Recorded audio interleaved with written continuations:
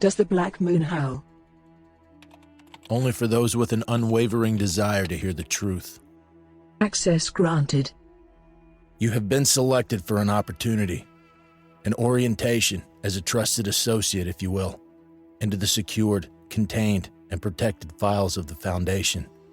SCP Unredacted distributes new files for review Wednesdays at 5 p.m. Eastern on secure channels on YouTube, Spotify, and scp-unredacted.captivate.fm. Hey there, SCP fans. My name is Grigori Karpin, and this is Simply Creative People, the show about SCP creatives, be they authors, artists, or off-site content creators like YouTube and TikTok. We're focused on bridging the gap between various fans and serving as an introduction to different concepts and stories on the wiki. So, many welcomes to all, and let's get started. Hello, and welcome back to Simply Creative People after yet another delay. This is episode 26. We just threw this one together, and luckily we got a guest. So, my name is Grigori Karpin, author on the wiki, and joins us by my lovely co-host. I'm Harry Blank. I don't have with Harry Blank. I didn't have a clever joke about my name this time, so I thought I'd just do the calling card early instead. Nice. And I'm the pause that Harry blanks. There you go. Nice. And returning, our guest is Greenwolf. Hello, everyone. It is your favorite recurring villain, Vice President of Gay, two-time third-place contest winner, alleged expert, friend to all cats, and guy who just did a shot of wine. About 30 minutes ago. Of wine? Yes, a shot of wine. Holy shit, man. You did I did no preparation for my intro, and you carried the ball across the line for us. Yes. I just re-listened to, not that long ago, the UIU episode, and I can't believe I completely forgot your list of accomplishments. Different list this time. Okay. Yes, no, I noticed. Yeah. High quality. So we're here to talk about a subject near and dear to your heart, GW, Prometheus Labs, which it wasn't originally tied in, but is now pretty strongly tied in with Third Law, so you seemed like a perfect guest. Yeah, that's how it happened. Yeah, luckily you saw that we were going to do it, because we're doing a horror episode with Distron, hopefully this weekend, and it just kind of kept getting delayed for, nobody's fault. And I wanted, it had been a few weeks, and I wanted to get something else out. And so we just kind of decided to throw this one together, just being me and Harry thing. But luckily, GW, you're available, and this is going to be good. Well, it's the perfect time for it, because I was last here about a year ago. I know, I did just look that up. Yeah, 1 year last week. And, I've always wanted to be a recurring guest, so... Well, you're going to be again, at the very least, at least one more time. Hopefully more than that. The only other people we've had on more than once is Plague, I think, right? Did we have, was it the humor and the Conics? Yeah, Plague came on. What did he do? What was that one? Plague was on. I think it was, it was it was the K. It was for the 7K, the ones that we thought deserved more attention. Right. I think so. And we're going to do another one with him pretty soon, probably an 001 episode, because a lot of people have been asking about 001s. Can't believe we have so many episodes that I now can't remember which ones were which. I know, it's pretty great. We've been doing this for a while, even though there's been a few delays here and there. A year in, we're going strong. Yeah, it's 26, I think. So that's one of the weeks about. Yeah, sometimes it's like 3 or 4 in a month, and sometimes it's not one for 6 weeks. Oh well. Working full-time makes it hard, honestly, to keep up the energy for creative stuff. We're just trying to keep everybody on their toes. That's right. Never rely on anything. Always be self-reliant for your entertainment. Yes, I am deeply unreliable. Yeah, that the final bit of the Damocles series, that will happen eventually. Probably. Hey, I've got a series that's now been going for 3 years that I've almost finished. And we've got a series that we haven't finished as well. Oh, God, I know. I haven't. I've been. His won't be done. Yeah, it will. But it was a title joke, Grigori. No, I know. I just want to reassure people. No, it will. We definitely want to get back to it, and we ended it on a good pause, I thought. That's true. But yeah, I've been feeling like remarkably not creatively motivated. Like, I get off of work and I just kind of decide, I'm going to turn on this PlayStation. I don't know why. And I've really got to kick it back into gear because I don't think I've posted an article since the anthology. Sporadically creative people. That's right. Yeah. But this counts. We've been getting episodes out, and this kind of scratches that itch. So, but speaking of, we haven't done a lot of Creative Corner lately, and I thought this would be a good subject. This GOI would be a good subject. So many of them are about collaboration because, GW, when you first came into this GOI, this was already kind of, musty a bit, right? It hadn't really been touched that much, and then you kind of, along with others, reinvigorated it, I would say, by tying it to Third Law.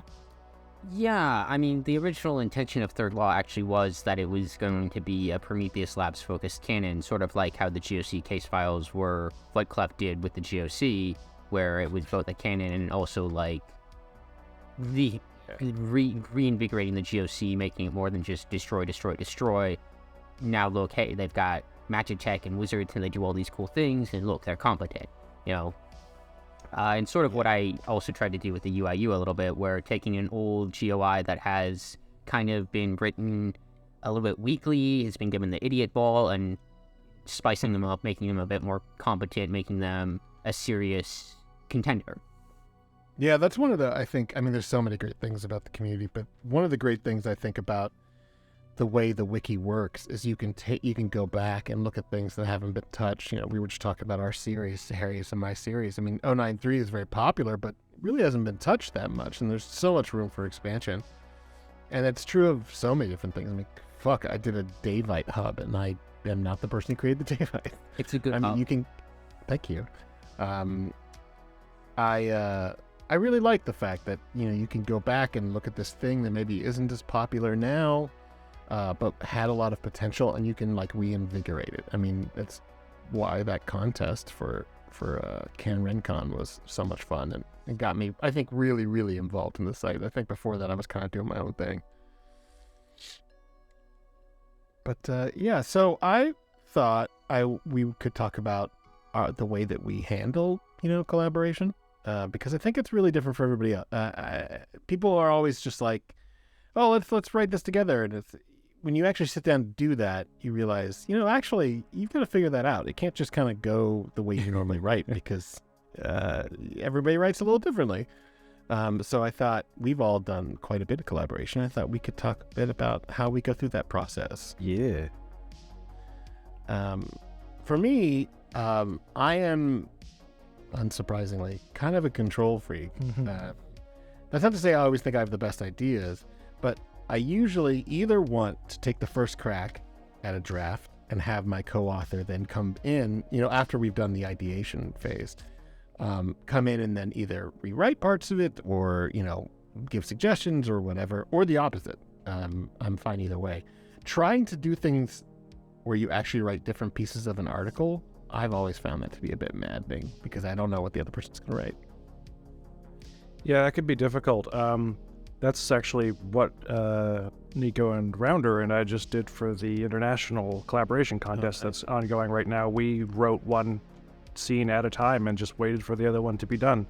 And that's not how I've done most of the stuff that I've worked on. Most of the stuff that I've collaborated with, it's composed of fairly separate things that all tie into one thing. Right. When you and I wrote and are still writing His Will Be Done, we each write the whole tale, and then the other one will just touch it up a little, and then that one's we call it co-authored, but one's you and then one's me, and one's you and then one's me. They are, because we share the ideas and we come up with the ideas together, but they're primarily written by either you or me.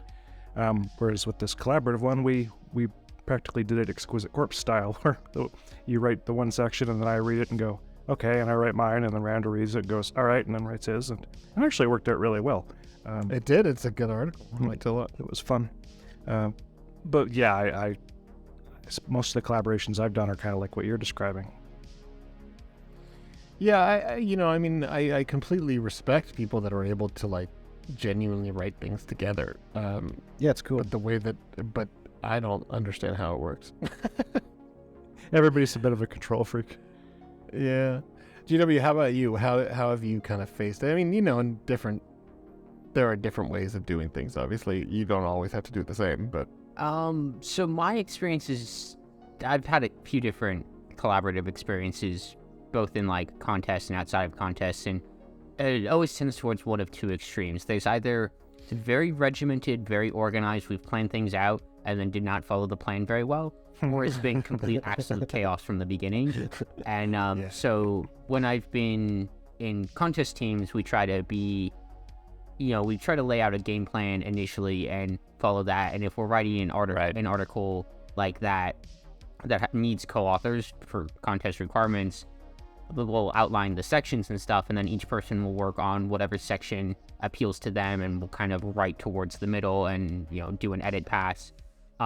This is also how I wrote when Parallel Lines Diverge with Conwell. We both kind of wrote two separate tales and like spliced them together, where we knew that they were going to be a certain number of scenes, and Conwell wrote his part first, which made mine a bit easier because then I was able to write my scenes to parallel the themes and of his. With something like New Atlantis, which I did with Chu, that was literally just, we had an idea and we both just started throwing stuff at the board, and it was almost a contest to see what we could write to make the other person laugh, which is always a great way to write an article. Yes. And it's how we get stuff like Atlantean American Meghan McCain, and so I legitimately, going back through that, I could not tell you which parts I wrote and which parts Chu wrote because it was so organic and seamless. But then, nice. So, yeah, but it definitely helps to have an outline of some kind to work off of, because then you have an idea of what the final article will look like, and it makes it a lot easier to work with your co-author and be like, well, I'll write this bit, you write that bit, and you both have an idea of what you're trying to do, rather than working at cross purposes. Right. Yeah, the thing that I always am trying to, and this is even true for when I'm just writing something by myself, is trying to convince people to start thinking about the things they write in a very modular fashion. Even if it's all prose, like, a scene can go anywhere you want. You can make it work. Even if you originally thought about it in a different way, if you can create these different pieces of a story the way, that you and Conwell did, and then you can mesh it together, like it doesn't, and even if you're writing it for yourself, that way can be really useful. I mean, it's especially effective for SCPs, I think, because they have such dedicated sections. It's very, very easy to do with SCPs, because you can literally do, I call it a proto-paragraph, where I just write very short, not even full sentences, just a handful of words describing the idea that I'm trying to convey, and I put them in brackets and I slap them into each section, so it'll be like containment procedures, things in a box, description, and it's a very good way to write, especially if, like I do, you sometimes take long breaks between writing sessions and you don't always remember what you were doing.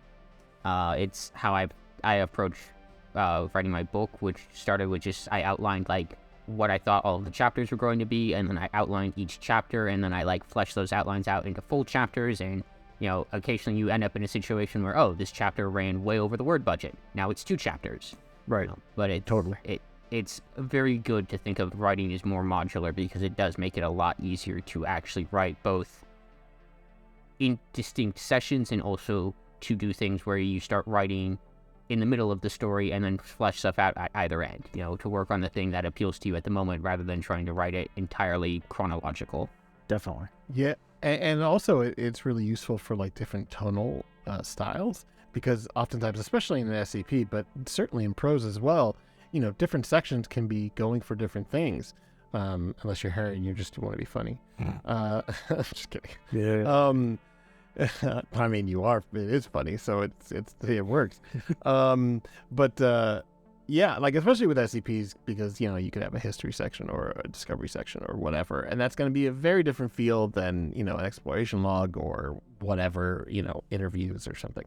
But that's totally true of prose as well. And the thing that it really woke me up, I mean, because when I first started writing, I was doing things in a very annoying kind of A to B sort of way, was you can get locked in if you don't intentionally create sections for yourself, whether that's with chapter breaks or just scene breaks. If you don't consider them different pieces of a whole that you can then rearrange, your pacing, if it doesn't work and you feel locked in, like you're going to like have a mild panic attack to figure out how you're going to make it work. Right. I remember getting early crit and just being like, what? I don't know how to deal with it, and just kind of shaking. And now and how I figured out how to write that first SCP was just here are these different very sections, and then just figuring out, okay, well, does it work better if actually the reveal is not until the end, or if it's in the middle, or whatever. It can help so many different ways. I mean, and that also can be true of collaboration, obviously. I haven't done a lot of that, but that's kind of how we did 6500. Was we had a very loose, we didn't even have an outline. We had a very loose idea about each of what the sections are. Yeah, I mean, we really talked about the concept a lot, which helped. But when it came to our individual stories, right? Yeah. Long. I mean, I think we had like a solid week of like everybody talking each other's ears off before we got writing, and then fitting those things together. And thank God, Place did such an amazing job with the CSS.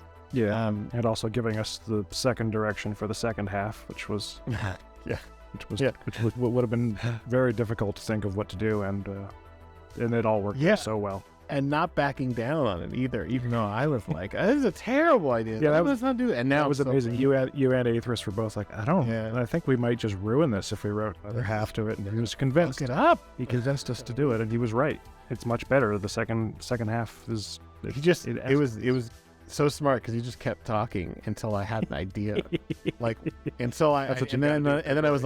then I was like, oh god, fine. Now I have to write this. Just keep talking until he thinks of how he might write something for it, and then you've got him. Pretty much.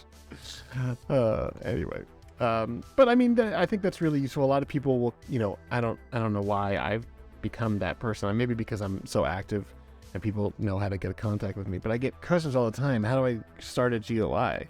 And it's just like, well, look at the articles listed on the Victim Hub. Like, how many of them are just by me? Yeah, there are a few of them, quite a few of them, but a lot of them have co-authors. And the best way to get people interested is, throw out an idea and then be like, hey, you want to write this with me? And thinking about how that can work ahead of time is really good. I mean, a lot of times people will come to me with an idea, you want to write this with me? And it's like, well, I will. What I want you to do if I don't have time is you write something, even if it's bad, and then give it to me, and then we'll see about making it work, or the opposite. Because a lot of collaboration ideas end up being, we should write something together, and then you say yes, and then a few months later they say, we should still write something together, and you say yes. I mean, that's what happens when you don't actually take a direction and one person doesn't start, is you both just go, we should do that. Yeah, I try to be really clear about the ones where I'm like, hey, I'm taking the first crack at this, so if there's any delays, it's on me. Or you take the first crack at it, and then I will see about, especially with Victim, if it's not my idea and you want me to make it sound Victim, no problem. I can do that. I don't know why I've been able to do that, but I can do it for pretty much everything. And that's basically how both of the game show things worked, was Vivarium had kind of a gate, because I was like, I don't watch game shows. I've always hated game shows.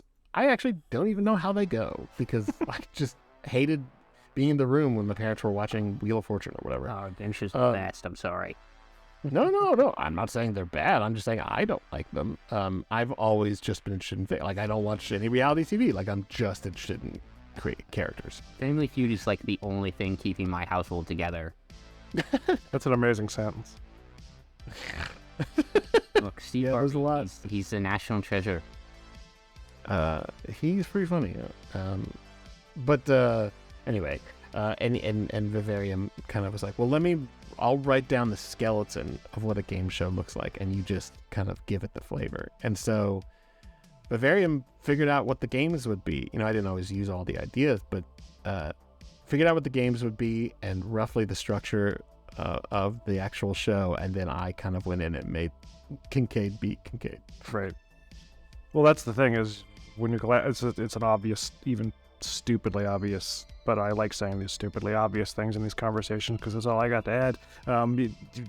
You're all experts in different things. Everybody's got a different strength, and you just let the person who's the most likely to get that thing nailed do it. And if somebody knows something that you don't, you can just let them handle that part, which is the nice thing about collaboration, because when you're doing it on your own, you have to do it on your own.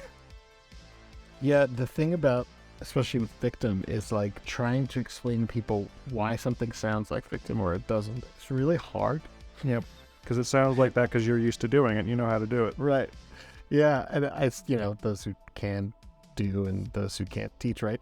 But I mean, I don't think that's universally true, but I genuinely have a hard time like explaining, well, that's too extreme. Why would they do that? That's horrible. That's just, torture porn. But I could do it and it'll make perfect sense to me because it's got a tonal, like, kind of tongue-in-cheek feeling to it. When you've done enough of it, you know how it works. That's the principle behind the curation that Third Law does with your brain trust. Basically, you all know how that stuff works implicitly and through experience, and you can guide people to do it. That's kind of a good example of how you can have collaboration that isn't fully collaboration. There have been a couple different instances where I've had people approach me like, hey, I'm going to co-author an article, and I kind of coach them through it. Like the original, last time we were on, we talked about the, it was the UI, I can't remember the name of it now for the life of me, but it was Anorak's article about the UIU drug investigation in Portland.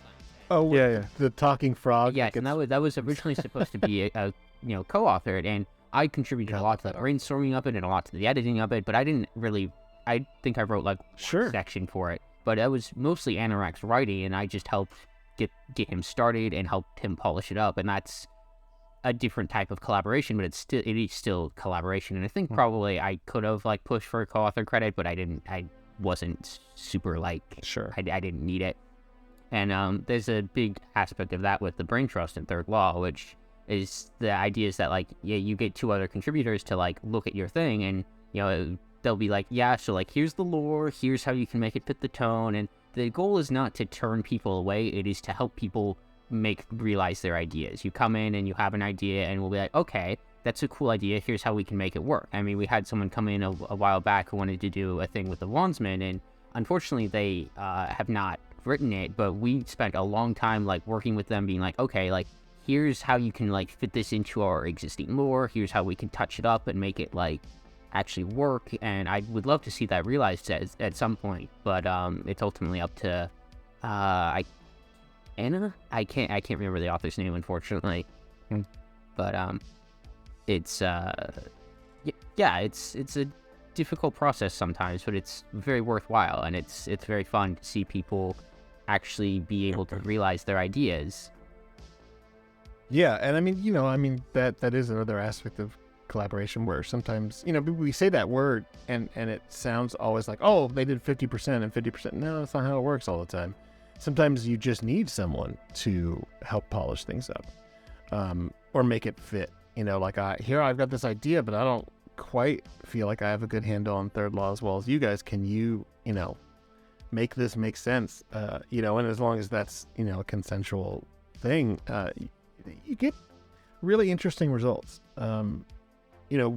That's what happened with the first Victim article was this drunk came to me with a very thin idea, and I wrote something insane, and then this drunk felt inspired by it and then wrote something else insane to add into it. And it became this kind of amalgamation of weird.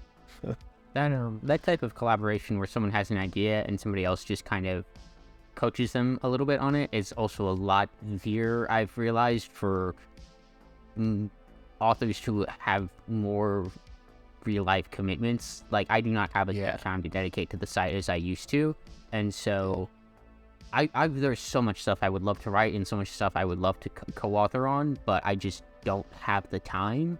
And so it is, for me, it has been a kind of stepping back into more of a like mentor role and helping other authors realize ideas that they want to see, and maybe kind of helping guide them towards like, well, here's an idea I had, maybe you can take that and do something with it because I'm not going to. Totally. So Yeah, I mean, it's really rewarding. Like I've seen a bunch of stuff added to No Return and a few victim stuff where that is just somebody came to me with an idea and I was like, you run with it. I will help you shape it. I will edit it. I will, maybe add a line here and there, but this is your thing. And there's something uniquely satisfying about that in a different way than writing something yourself. It's just like, wow, something I did or, did with others inspired this other person I didn't even know to write something, which is just like, fuck, that feels good. It's always Executive producer Grigori Kaparin. Kaparin. Oh, great. Sorry. Anyway. Karpin? I'm sorry. Yes, it's okay. Yeah, it's Karpin, yes. I can't remember my own name half the time, so.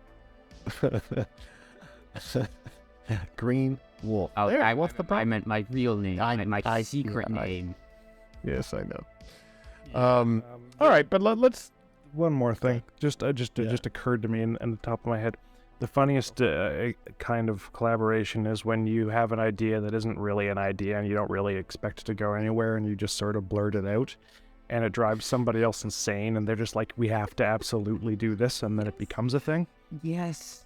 Yep. I mean, that's how Misfortune Gorge got made, was Sumerian going, just do this. Yes. And Bavarian and I were like, oh.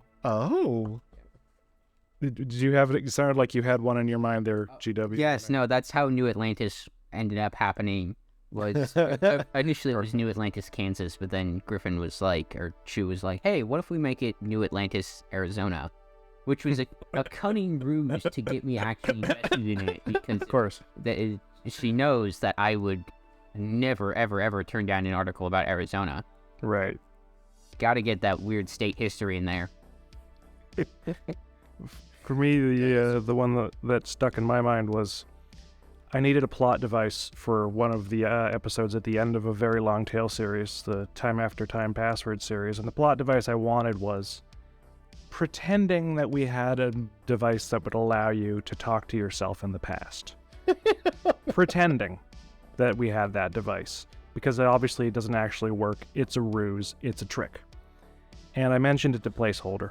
I wanted Placeholder to give me some sort of techno-babble about how it could work, and I had a funny name for it because it allows you to talk to past versions of yourself, and you can collaborate with past versions who are no longer the version who is you. So I made it a There Is No Canon joke and called it the Rise No Canon, and I explained it to him, and I'm like, so like, what would be some techno-babble for this? He calls me on Discord, and this is the first time I've ever heard his voice, rants for 2 hours about how this would be an amazing article and how it would actually work if we made this into an SCP, and now we have it, and it's one of our more highly rated pieces between the two of us. He just went off. It drove him nuts. He was just like, yes, we have to do this. This is fantastic. I'm like, it's not even real in the context of the story. It's just like a thing they're pretending they have. It's like, no, this is how it would work, and this is the story we could tell with it. And he just lost his mind and ranted and raved and ranted and raved. And eventually I was like, yeah, actually that does sound pretty good. And it did turn out pretty good. And it's like a Shadow 001. It was, yeah. It starts out as SCP-5956, and when you go to the next iteration, it becomes SCP-001. We consider it a 001 proposal, yeah, but it's not officially because of the way tagging team works. Sorry, DW. Oh, yeah, I'm thinking about it, and I realized I've been on the receiving end of this more than once, actually, because Ty Gently did this. The nerd sniped me, if you'll allow me to borrow a term from XKCD and Randall Munro, with the Damocles series that we did last year, where she calls me up and is like, Keter cakes. And I'm like, wait, what? What do you mean? And I ended up doing about 3 or 4 hours of actual math on pen and paper to work out the freaking, like, physical properties and parameters of a relativistic starship powered by Keter cakes. And that's on me. I fell for it. But honestly, it's a great article, and I'm so glad we did it. But it was definitely... finally, a use for my physics degree.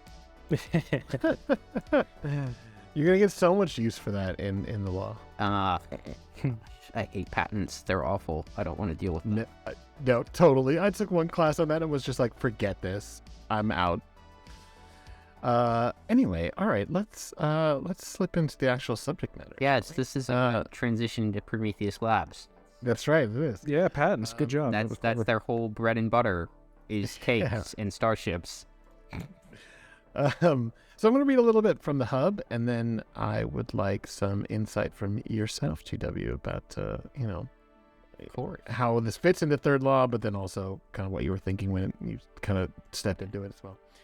So Prometheus Labs Incorporated was a private, for-profit conglomerate that was based around scientific research and development. Founded in 1892, the company focused exclusively on researching and developing anomalous technology for the commercial and private sale. Prior to the events of Data Expunged in 1998, Prometheus Labs was considered to be one of the most prolific competitors of the Foundation and had a large public profile as a purveyor of high-quality electronic, medical, pharmaceutical, automotive, optical, and industrial goods produced from anomalous research. Prometheus Labs also had classified contracts with various worldwide militaries, primarily the United States, and developed numerous specialized technologies for these groups aimed at enhancing their military capabilities, such as, and then that's redacted. Facilities focused on more grounded science, but also things like they had a facility in the Marianas Trench focused on, quote, planetary engineering, unquote. Yeah, you gotta have everybody's got to have one. Right. And most of the way that we see it on the wiki is the Foundation having stepped in and taken things from them or found things that were derived from their technology. Because back in the day, they worked with most of the major GOIs at some point. On the hub, there's like a whole list of them. But they were neither openly antagonistic or helpful to the Foundation, but at some point during whatever happened in a Data Expunged in 1998, the Foundation kind of stepped in and took over, headhunting a bunch of their staff and taking as much of their stuff as they could possibly get. But they were sure that other GOIs stepped in and stole a bunch of tech. And we see that throughout, through either leftover documents or SCPs that were like stamped Prometheus Labs, because they've got roughly 100 years of weird shit, which is fun.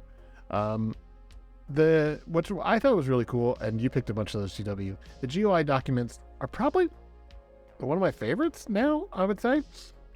They are patterned after grant requests. I mean, that's even how they're titled. And they start off with like a problem and then solution, and then my favorite part, of course, is always the problems later on. What difficulties are we going to have? And those are always where I feel like the best parts are. Yes, which is part of the brilliance of it, is that the foreseeing problems section of it is right at the end, so that's where you can always book the crazy bits. Right. Yeah. The hub was posted by a random day in June of 2014. It had some flurry of activity, but then later on, kind of got a reinvigoration because it got brought into third law, as we've already intimated.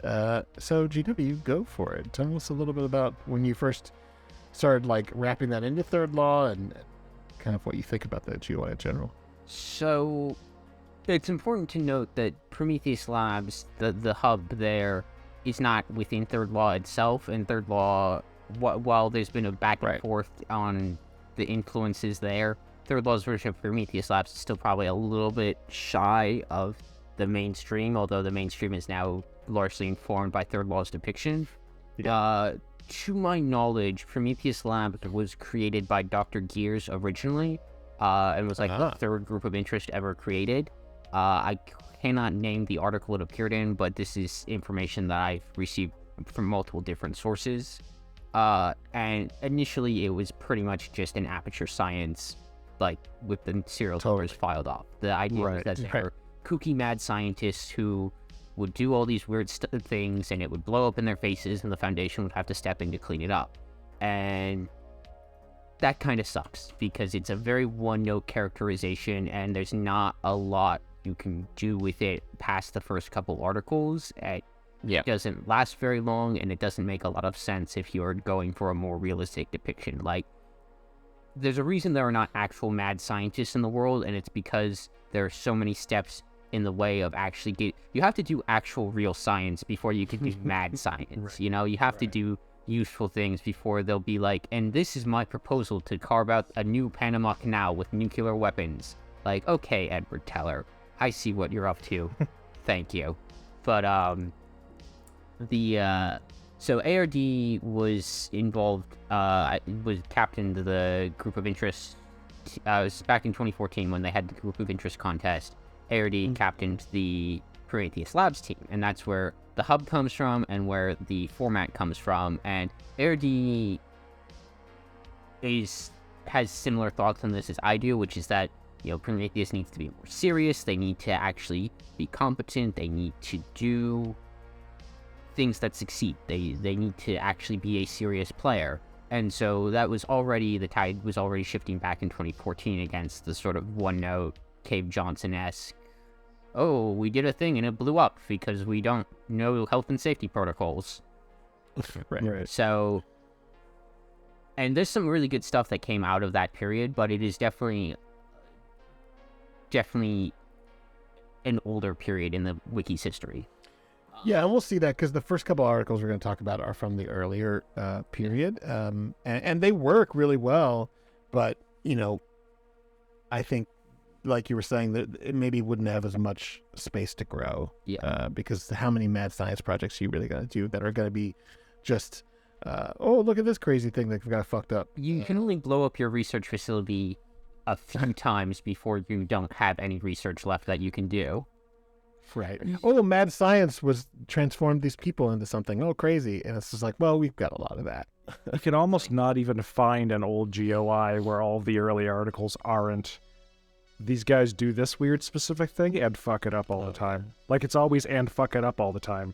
The Chaos Insurgency attacks the Foundation, but they fuck it up all the time. Dr. Wondertainment makes toys, but they fuck it up all the time.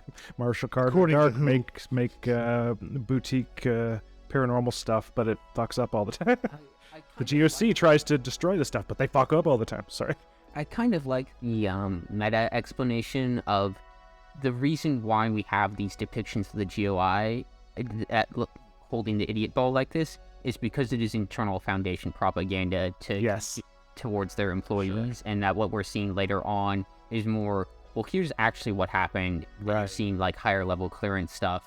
I mean, that fits so many of them, and it fits the GOC and the UIU. Yep. Yeah, the all of the things that I did with the UIU to try and make them more serious and more of an actual player were all things that I did with Prometheus first. And the group of interest contest is in 2014. I joined the site in 2015, and there is the MTF contest in January of 2016. So I go to ARD, and I've already been writing Prometheus Labs stuff because at the time I'm doing a degree in physics. I'm really into physics and science, and Prometheus Labs, I love the idea of it. And it was Twisted Gears had suggested to me that I write a Prometheus Labs article, and so I did that, and that ended up being one of the first GOI formats that we're going to look at here. And so when the MTF contest rolls around, I go to ARD, and I'm like, hey, we should do something that's focused on Prometheus Labs. And so we recruited Ty Gently and Sir Pudding, and we did the Samsara series, which is about this project that the Foundation took over from Prometheus Labs. I think everybody is probably a little bit familiar with Samsara at this point. The idea, pretty much everybody, like literally hundreds of thousands of people. Yeah, the mobile task force, where it's composed of the 4 individuals who are just regenerating clones, basically. Like, if they die, they can be regrown from a backup. Yeah, and cyborgs. They always remind me of like fucking Cable or something. Yeah, because if you can always regrow them, there's no reason not to test dangerous experimental paratech on them. Right. Important note, though, there is no continuity of experience. Like, if they die, then they don't remember dying. They revert back to the last backed up state. So you lose that. That just makes that just makes sense. Yeah. There'd be a lot of trauma involved. Yeah. And that ended up becoming the core of Third Law, because then we use those articles as the basis for the first few articles in the canon. And the canon has since evolved beyond that, but that was our initial idea, was to do a Prometheus Labs focused canon. So that's cool. I didn't realize this was kind of the start of Third Law. That makes a lot of sense, honestly, because of the way that these grant proposals are written, and then later on how kind of established the systems are in Third Law. Mm-hmm.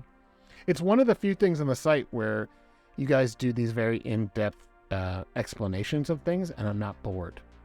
Yeah, I'm always left a little bit floored by the detail Yeah. and the fact that 100%. they're always just inside my ability to understand what you're trying to say. Yeah. It just like it's crazy, and I can understand it. technobabble, and it's got a bunch of like esoteric sort of concepts and vocabulary, but it's like, okay, I get what they're saying. Doodad does this. All right, okay. It's also crazy. It's like the clinical prose of an SCP, but taken up to 11 because the stuff being described is crazier because it's things that they're definitely not supposed to be doing, that they are proposing to do. My favorite thing, and I don't know if this is literally everything, but almost everything I've read that's connected to Third Law, there's this level of, if you were to take away the clinical prose or descriptions of the technobabble, it would be utterly ridiculous. Like the one with the later about exorcising demons from a satellite. I mean, Yes. it's just like, wait, what the fuck's this article about? Like, it took a second to like hit. Oh, that's dumb, but like in the best way.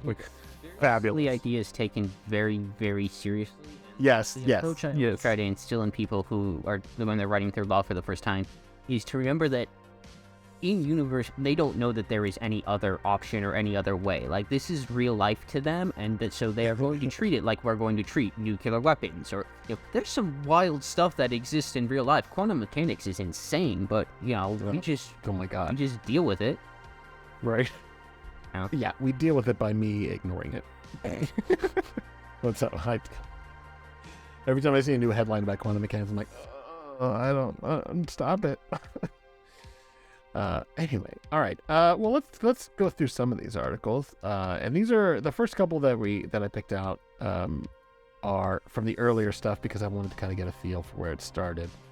So the first one is SCP 1914 by SMAPT. It's good to see people used to snipe numbers for and specific references even back then. It's good. Very fitting for this. It's a very good 1914 article. Yeah. Called Refurbished Infantry Personnel.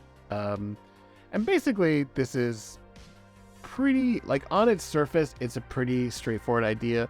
A soldier gets really desperately destroyed, hurt, and the Prometheus Labs comes in and says, we can rebuild him, we can make him better.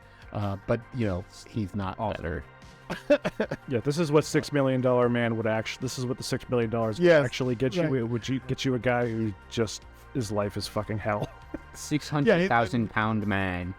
British. Yeah, Yes. when they get to the Yes. point where, like, they realize that this project really doesn't have legs because they want to make, like, bulletproof soldiers, and to do that they wouldn't be mobile, and it's like, oh, well, I guess this is a waste of time. But before they get to that point, first of all, there were a lot of other people that got modified that died, apparently. But this person somehow survived it all, including most of his skin has been replaced with leather, like 83%, I think. Yeah.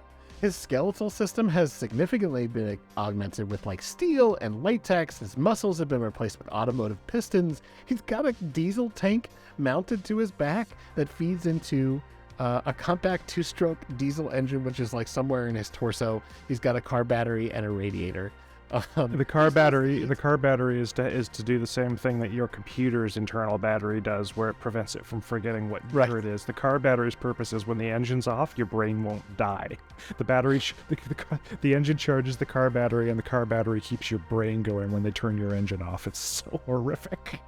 Yeah, I mean, he still has to eat, but when the engine like needs fuel or it's been shut off, then he kind of goes into this weird torpor-like state. And yeah, like, he was seriously injured, and I forget if they even mentioned the battle. And basically the doctors had said, nothing we can do, you're going to die. And Prometheus Labs just comes in, suggests they take him off their hands, and there he goes. But my favorite part about it is the interview is pretty clear that he doesn't know how much time has passed. We're not really sure exactly when the article was written, but certainly it's in the 21st century, because it's after Prometheus Labs is defunct. And he still thinks that maybe the World War I is still going. Yep. And even like the interview ends with him asking, well, wait, have we won yet? How'd the war go? Good news. But good news, we did, a while ago. But my honestly favorite part about it is that after they decide to shut down the program because this isn't really going to get the results they want, they put this guy in a glass box where he really can't see. He can kind of see what's going on outside, but not really. And he's just on display, probably in the lobby of one of their facilities. Yep, he's one of their, like, here's an example of our cool shit things in the lobby. And when he asked if I could get let out, they were like, no. And why they kept him going was because they just wanted to see, none of the other ones lasted very long. We wanted to see how long you keep going for. So just callous indifference to this human being who's now mostly a diesel truck. And my favorite part is the description, because you think, oh, he's been augmented. He's like this, cyborg, and like how like inflexible his joints are and how slow he moves. It's like 0.5 kilometers an hour, and like he can't really turn his head and all. It's like, well, he'd be totally useless as a soldier. he needs a cane to get around. Right. Poor bastard. There's a great description of this in the comments, which is RoboCop, but before they had the right technology, Jalopy Cop. Yeah, I don't know Smapty that well. We've talked a few times. But like I love that the concept was clearly, what if we made a cyborg but like a solid 100 years before the technology was even feasible? So just like diesel engines and fucking, leather for skin, just like ridiculous. Smapty's very good at anomalous humanoids. Yeah, absolutely. But this one is definitely kind of in that old style. Yeah, it's a series 2. It's not, and I mean, it's not really much of a narrative, but they've got a lot of good, like, the horrors of war, the horrors of science on, let's just see if we can make it work. Poor bastard was made mostly of metal, and they just kept him in a box for decades because they wanted to see how long he'd keep going. Yeah, this is honestly not even like, wouldn't even make the top 10 of like the worst things military medicine has done to people for shits and giggles. Right, exactly. But it's good body horror, and I always like that. It's like Tetsuo the Iron Man, but honestly a little worse. Then we have SCP-1610 by Mars Lifeform, which is titled Testing May Continue. And this one's another humanoid, but it's actually pretty different in the sense that it's a series of identical. There's like 4 designations, but the only reason they're different designations is because they look like different people. These are a bunch of like kind of brain dead clones, basically. And then an anomalous liquid, which the Foundation is unclear what it does, but when anyone is submerged in it, then they will become comatose and disable their higher brain functions, which lasts like 30-ish minutes after they take them out. But 6 instances of the brain dead clones will just kind of pop into existence nearby. They heal at a rapid rate unless the damage would be lethal. And if the damage would be lethal, they start, because they don't talk usually, they start having various vocalizations repeated over and over again in a very loud sort of way. And some of these are just fucking hilarious. They're dark as hell. Some real simple, like test failed, results unacceptable, repair test subject, abort testing, stimulus is lethal. But it kind of keeps getting weirder where as they keep going, they keep programming them to say something else. Like, we're almost there. Keep testing. You're doing great. This is somebody who has a lethal piece of damage. Or, it's okay, I'm not hurting, it's for the best. We're helping so many people. So this is all just a really horrific way of showing how you could make like an endless supply of test subjects for like fucked up science stuff. Yes, this was like Prometheus saw the D class and went, hold my beer, I know a way to do this worse. And the reason that the thing I love about it is the reasoning behind why the notifications that these clones give you that the testing has to stop because they would have been killed by whatever you're testing them with. The reason that it keeps changing what they say is they keep programming them to say things that will make the researchers stop having so much of a horrible time dealing with it, because the researchers start finding this absolutely morally abhorrent and they can't stand it and they're so upset. So they're like, okay, well, how about if we do something to the clone that would normally kill a human being? We have it tell the researcher it's okay and that they're not doing a horrible human sacrifice experiment. Just make them feel better. And the researchers are universally like, this isn't better. It's not better when I kill the thing and it tells me it's not my fault. This is worse. Yeah, one of the notes is from one of the researchers, it crossed the line when they programmed in the phrase, I want it to die. Yeah. It's okay. Feel good about it. Don't worry about it. It's fine. I'm having the weirdest experience with this because I hadn't read this article before today, and this is so.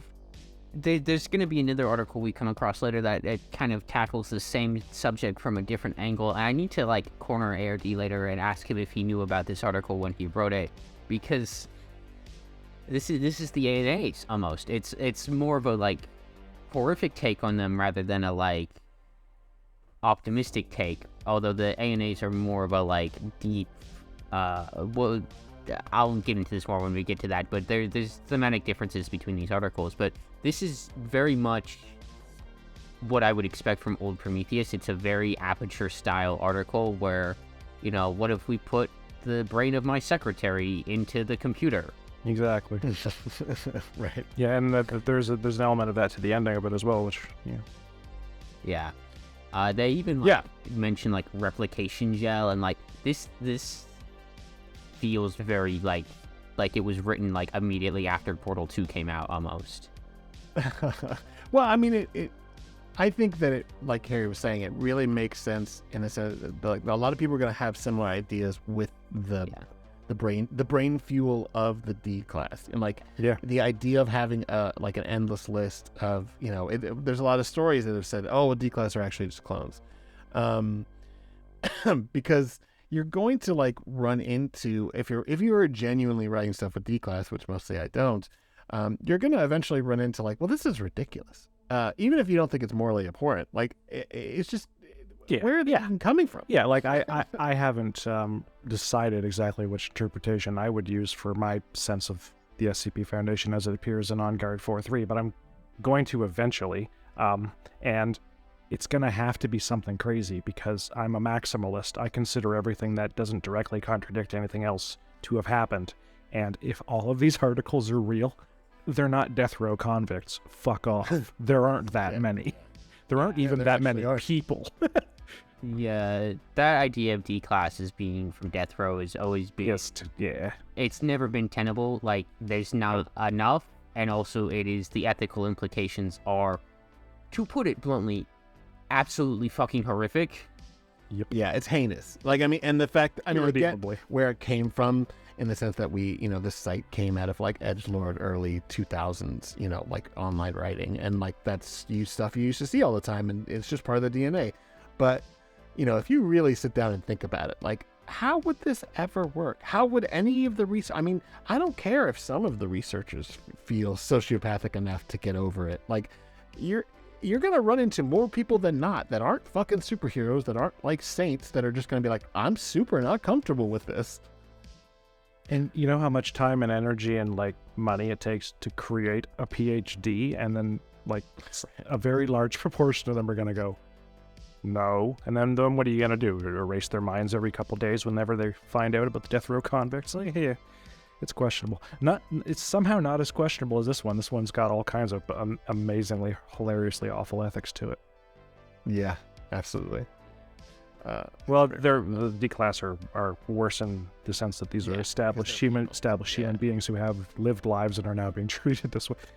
It's good that somebody was able to think, how can I make a sideways equally abhorrent version of the D-class? This is one where I could see something like this happening in real life if you have a suitably unethical head researcher and being pushed by and egged on by marketing or management or whatever.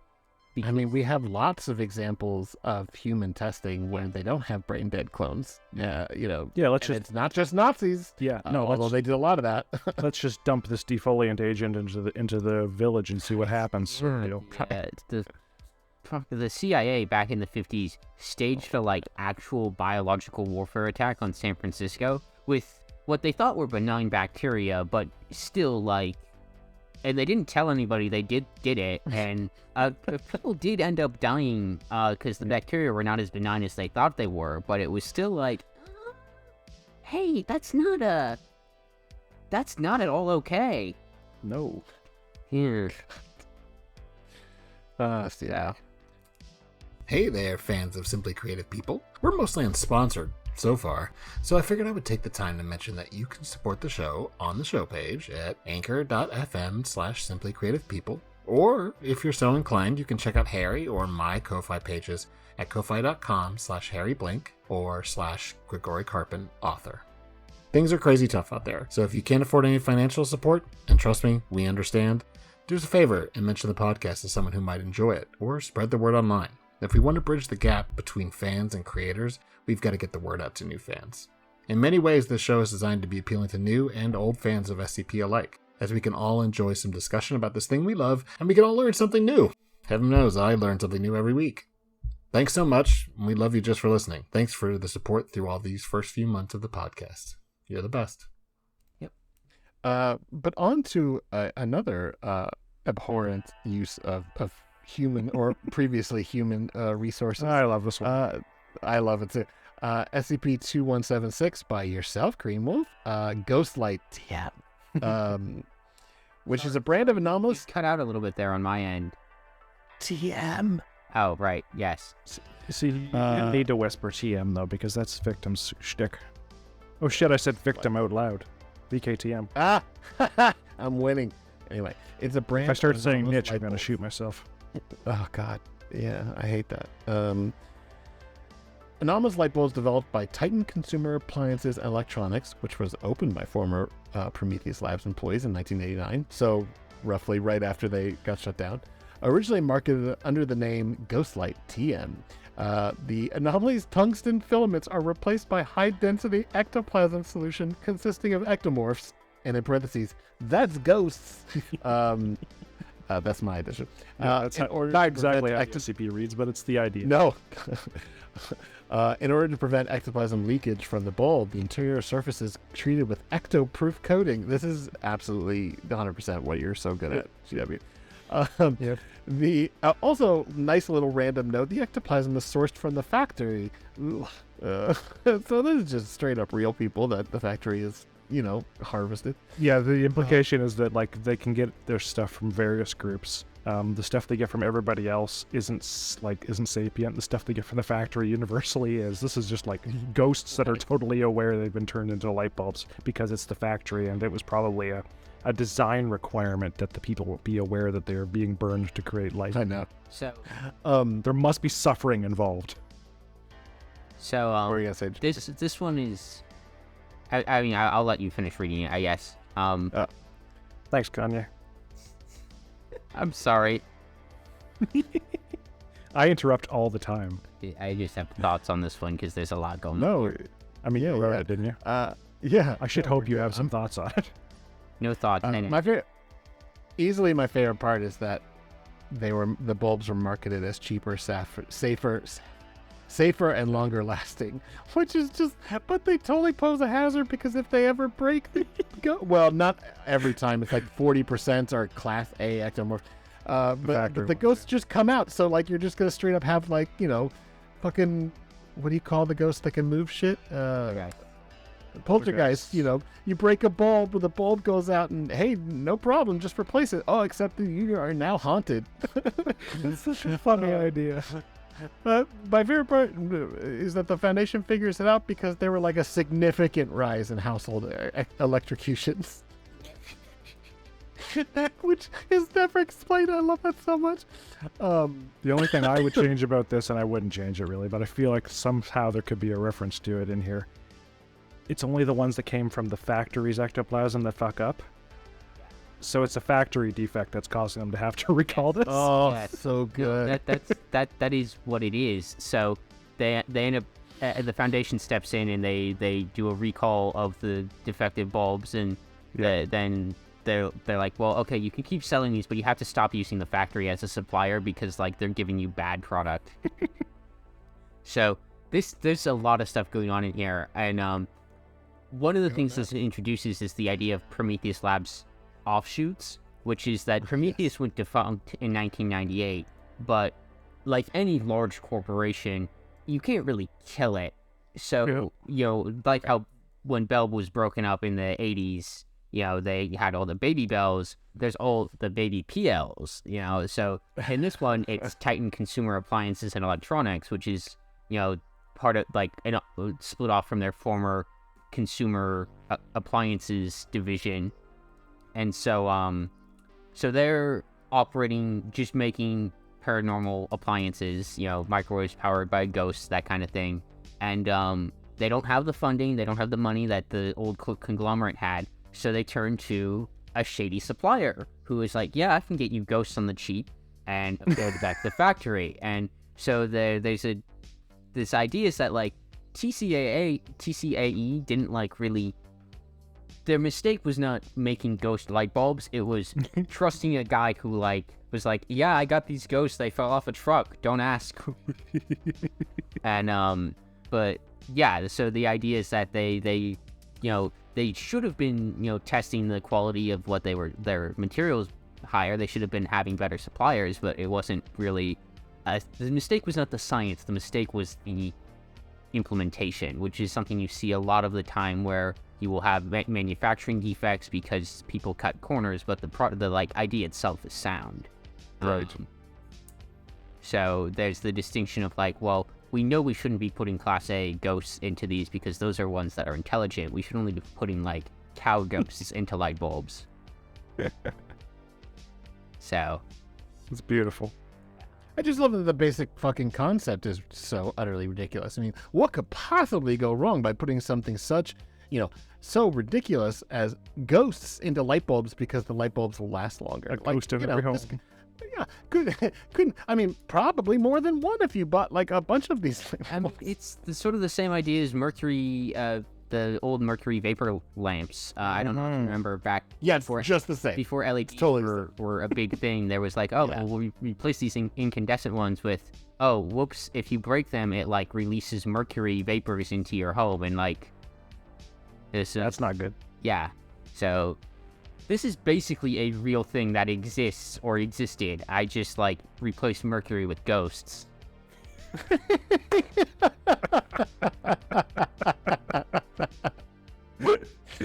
When you say that, just so nonchalant. I just replaced mercury with ghosts. That's amazing. That's amazing. That's the best way to do weird science, is to find any Just replace it with in the real ghosts. world that's weird and just like extend that by analogy. I mean, God knows that's why I think Anderson Robotics works so well. When we had Cromwell on, I told him it was, I mean, you could do weird, wacky, haunted robots as much as you want, but you're going to run out of interesting things to say about it. But not if, hey, what if we manufacture souls and maybe they have a heaven? And, it's just like that makes it so much more interesting. If your wacky science stuff is also necromancy, you're just immediately more interested. Yep, go all in. For sure. Oh, gosh. All right, so we're keeping going on a clip here. This one is only like kind of tangentially connected to Prometheus Labs, but I just loved it so much, so I just want to talk It's always good to talk about a little Uncle Nicolini. Yeah, we haven't done a lot of Nico stuff here, and so I wanted to do this one. This was SCP-5231, and it's the title is, it's 127.0.01, and it's a 3 meter tall obelisk made of smooth white plastic. Its surface is marked with various luminescent blue lines, all of which intersect at the object's pyramidion? Yeah, I think that's the top of the pyramid. Okay. It's not clear where the power is coming from, but that's not even though that is anomalous. What's fun about it is that it creates this wireless internet connection, which calls itself WAN, W-A-N, which is, if people don't remember from the Church of Broken God episode, WAN is another name for mechanic. It's the Maxwellist version. Wide area network. Right. That's right. Which once discovered, if a device like your cell phone, your computer, whatever, discovers this internet connection, it will automatically become the default connection for any device. And when that connects to this wireless signal, it creates this, I forget how to say it, ASCII art? ASCII? Yep. ASCII art? I would say ASCII. Yep. ASCII art images of rhetoric and scripture associated with the Maxwellian sect of Church of the Broken God. And, there's a couple images. The second one is the one I've kind of put in my own notes just because I think it's so funny. It's this, like, kind of silly little cartoon thing with a wireless symbol. And you need help from the Church of Marxism. Become part of one, and you'll have decent Wi-Fi for free. Just the idea of selling your religion because, hey, you want free Wi-Fi? Which is more honest. I mean, hey, yeah, most of them don't give you nothing, so. Free Wi-Fi. Weirdly enough, it was discovered during a flood in an Amish country, and when the floodwaters receded, they found this object. And the best, I think my favorite part about it is how the foundation decides to contain it is, what if we just paid you to keep this on your property? Because they don't have any digital stuff. They basically go, we're going to make sure you keep this land. We're going to make sure the city doesn't steal it from you. We're going to do that, and then you just leave it down there because you're Amish and you're not going to touch this with a 10-foot pole. Because they can't bring it back to a site, because if they do, all of the computer systems and like cell phones and tablets and everything else will just become weird, like, Bible tracts. Because effectively what this is literally just a way to spread the word of one. It was a former researcher or contractor or whoever who worked for Prometheus Labs who converted to Maxwellism and helped them make this machine to literally spread the word of one, because all the devices will automatically become little Bible tracts. So fucking funny. It's a good little article. Nico is very, very good. They're very, very good at small ones with a little punch. Like, yeah, absolutely. It's a talent to write something that's relatively short that makes you think about something and gets a laugh and has implications. And Nico's always excellent at that. Nico's excellent at everything. Nico's excellent. Yeah, Nico is excellent. The thing I really like about this, in terms of an example of a Prometheus Labs article, is how diverse you can use this because it's this previous like anomalous conglomeration that doesn't really exist anymore, but its stuff is still hanging around and the people that work there are still hanging around. It can be this great like tab into weird science affecting other aspects of the SCP universe. Yes, Prometheus is the anomalous technology equivalent of minefield propagation during the world wars, where it's just like they're everywhere and we don't know where they might come up.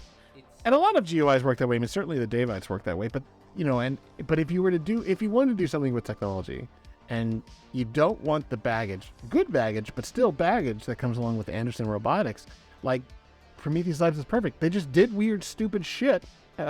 And then it blew up in their faces, so like that could be a great little kernel to start an article. This is a definitely recurring thing as well. The connection between Prometheus Labs and former Prometheus Labs, and just specifically Maxwellism.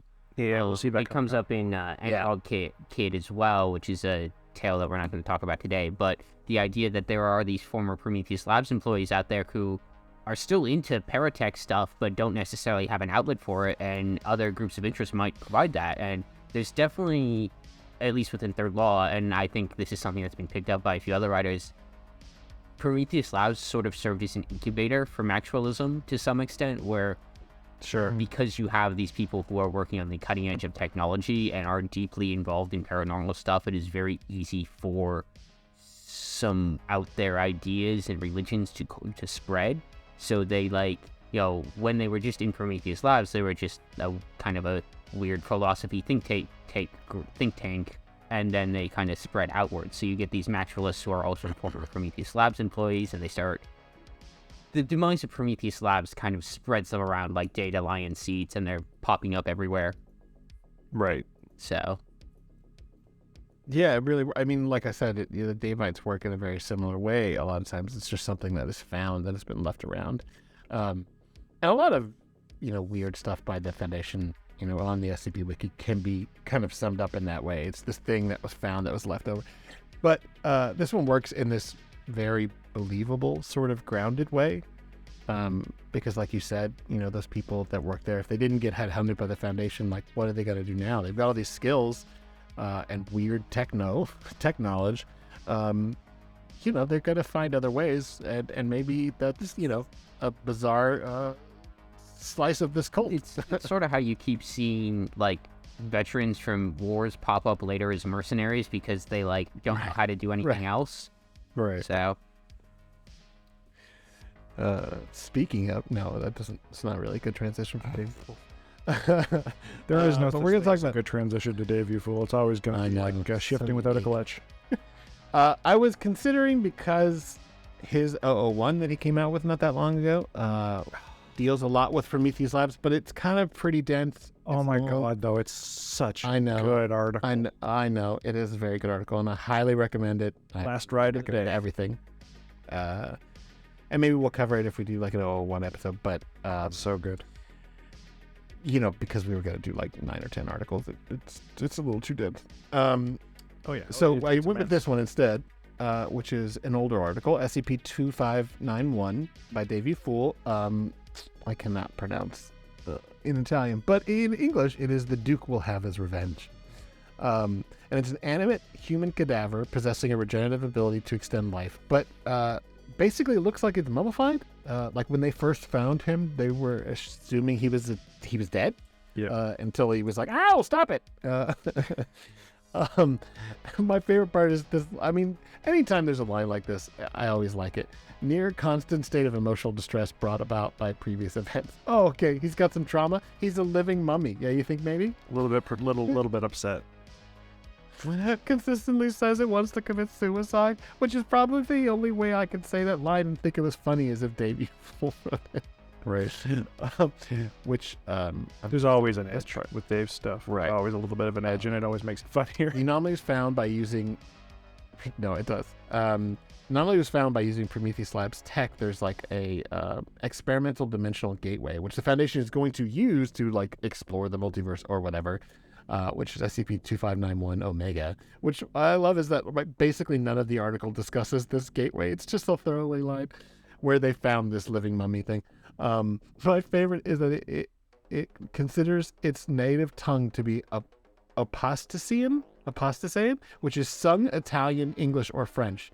Due to the desiccated nature of the anomaly's throat, this has been discouraged by Foundation staff. He insists on singing all the time, and they always tell him stop because it sucks to hear it. Because he's a mummy. That's such a great thing to state in clinical language. He's always trying to sing, and we don't like it. It sounds bad.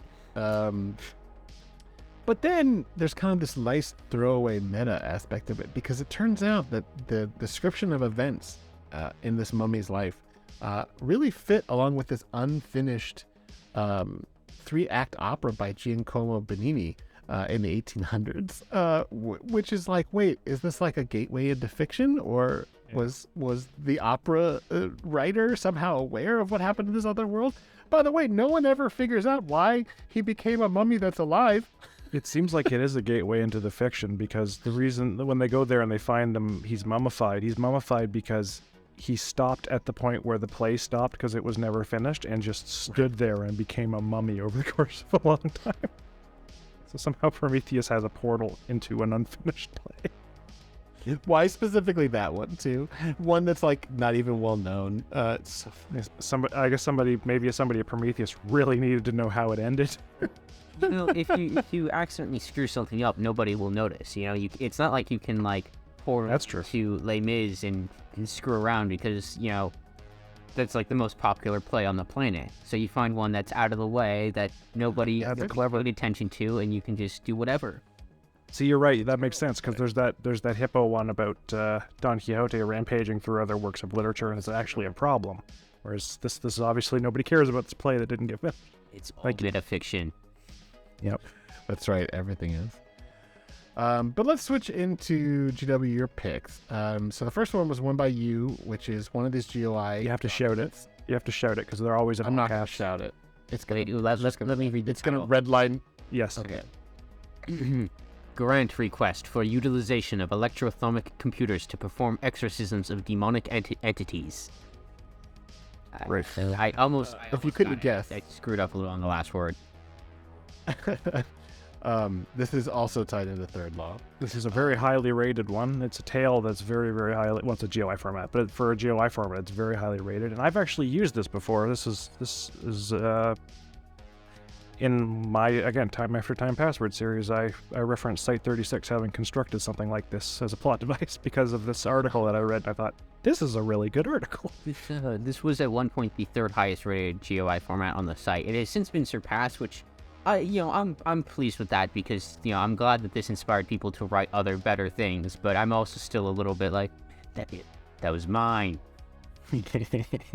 But no, this was like written right at the leading edge of the GUI format revitalization because like GUI formats had been invented for the 2014 contest and then nobody had done anything with them. And then I started writing GUI formats and pushing for them and getting them added to the sidebar. And now people write them, I wouldn't say all the time, but they're written more frequently. Yeah, I'd say they write Wilson's ones all the time and This Prometheus ones occasionally. And this is also one of the like pre-Third Law articles that ended up getting incorporated into Third Law. Nice. It was written before the MTF contest, so it's not the oldest article on the site that is part of Third Law, but it's in there, and so it ends up being kind of foundational to subsequent stuff because it lays out a lot of details of the magic system. So a lot of stuff is now based off of this inadvertently. so what are the details? What is it? Yeah, so this is a problem. Is demand for exorcisms greatly outweigh the capabilities of religious institutions. Specifically, that there's less and less people that are trained to be exorcists.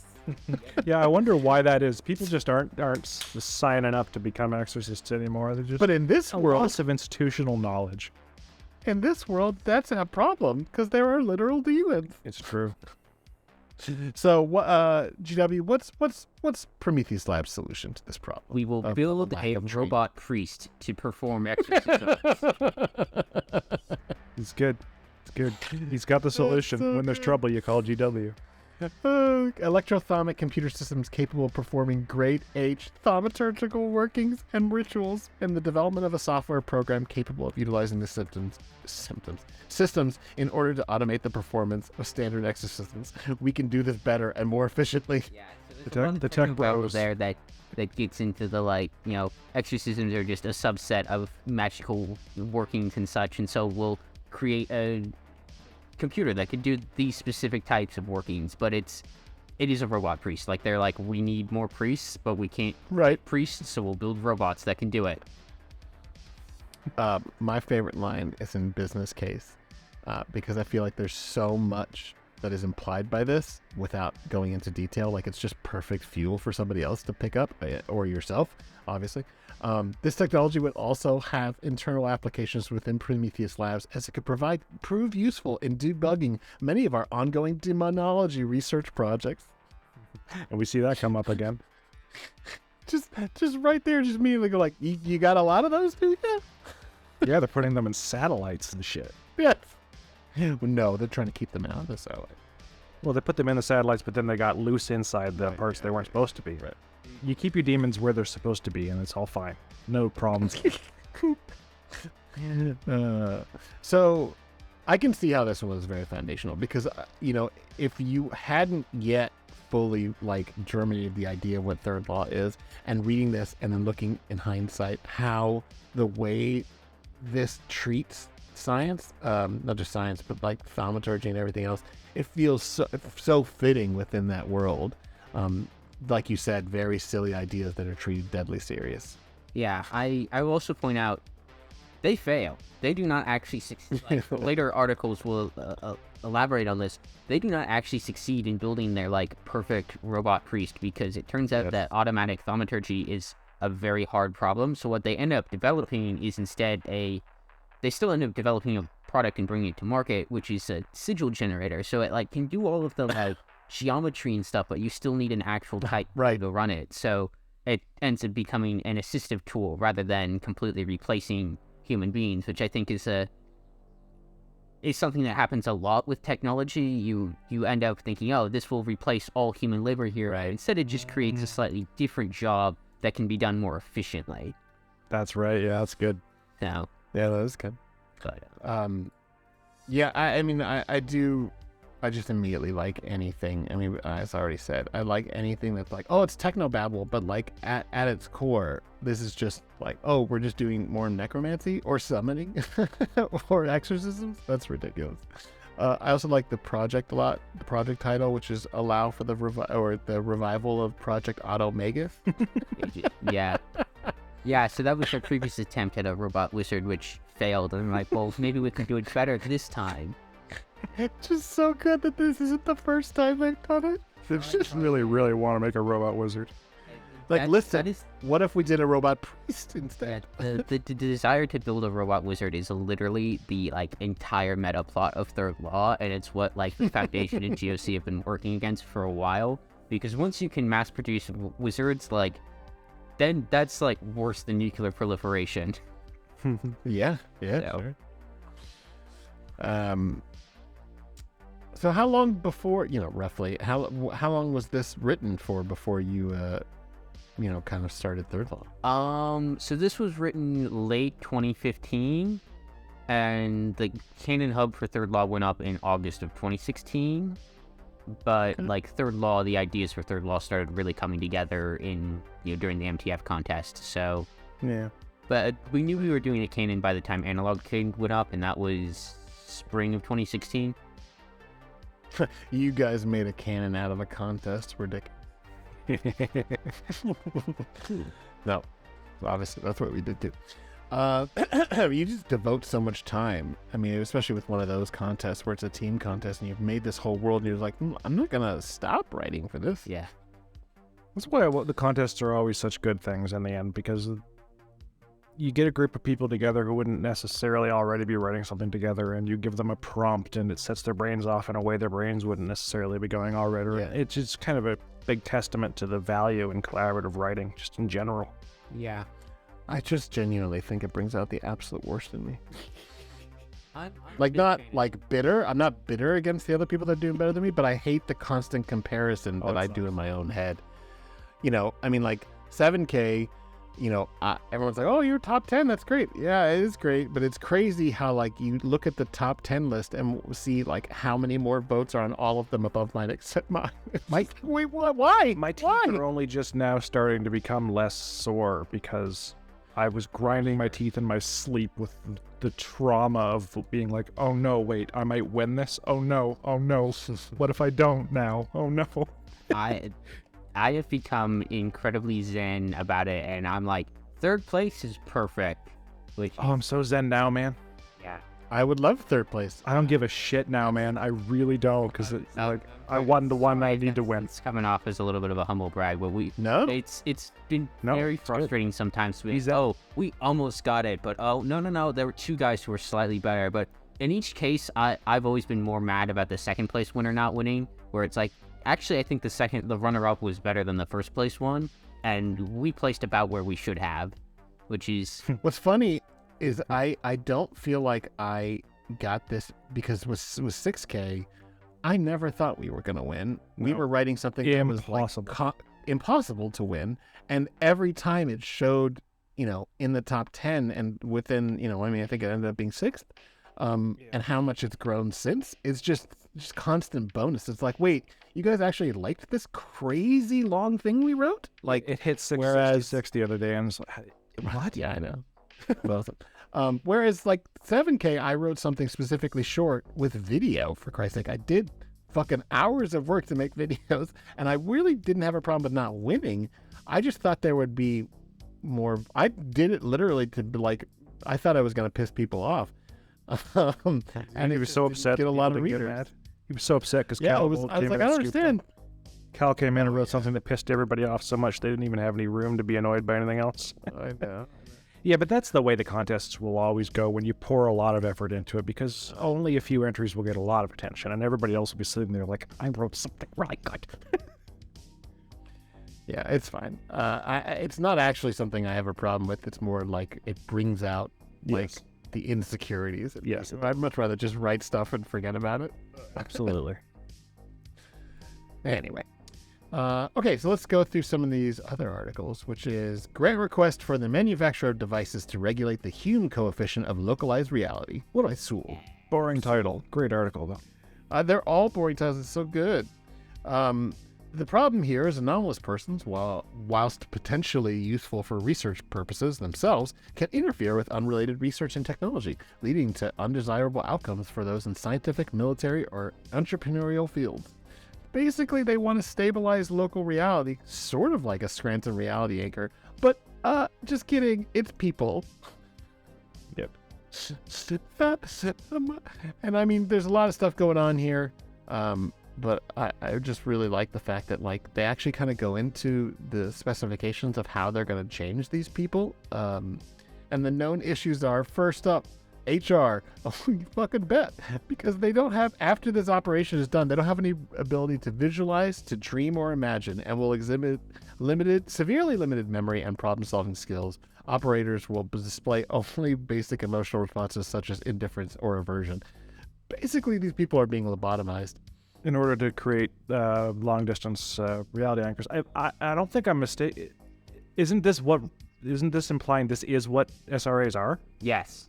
Yes. So That's what I thought. Yes. So it's like we have been thinking this whole time. It's a device you turn on and it stabilizes the stuff the reality benders are doing. What this article is saying is, yeah, but that's the line Prometheus Labs sold you. They're actually using human beings and doing this long distance. I love this article so much. It's so dark. Like, this isn't how it works in Third Law, although it's Yeah. Third Law takes a similar approach that's a little bit less squishy and horrific, but like, yeah, this is like SRAs are just a reality bender that they stuck in a box and lobotomized. Like, there's no actual objective reality that you can return to. You can just like get another reality bender to counteract it. It's so bad. It's horrific. It's so great. bad. It's great, and it's not. also- They don't use those. They don't use the words you're used to, which is brilliant. Right. Because as you read it, you go, "Wait a minute. Wait a minute. Oh I mean, I shit." think there's a nice clue with the fact that they keep calling them ORI operators. Yeah, they call. It's like, oh. They call reality benders SRA? objective reality independent persons, ORI, Right. and then you're like, ORI. That sounds like something I've heard before. I also really like that they predict there's a possibility for these to go rogue. Yes. And then the operating this device in a manner that is, and I quote, incompatible with consensus reality. So basically they're making emotionally stunted and brain damaged reality benders. Yep, and they're giving them devices through which they can just long distance fuck up the world if they go crazy. Fun. Reputational concerns due in part to the above human resource requirements, meaning that it's a horrific surgery, you're ruining people's lives. Some potential customers may not be fully motivated to purchase the devices. Sales contracts should require customer organizations to restrict employees' access to details of the operation of devices on the grounds of protecting intellectual property rights.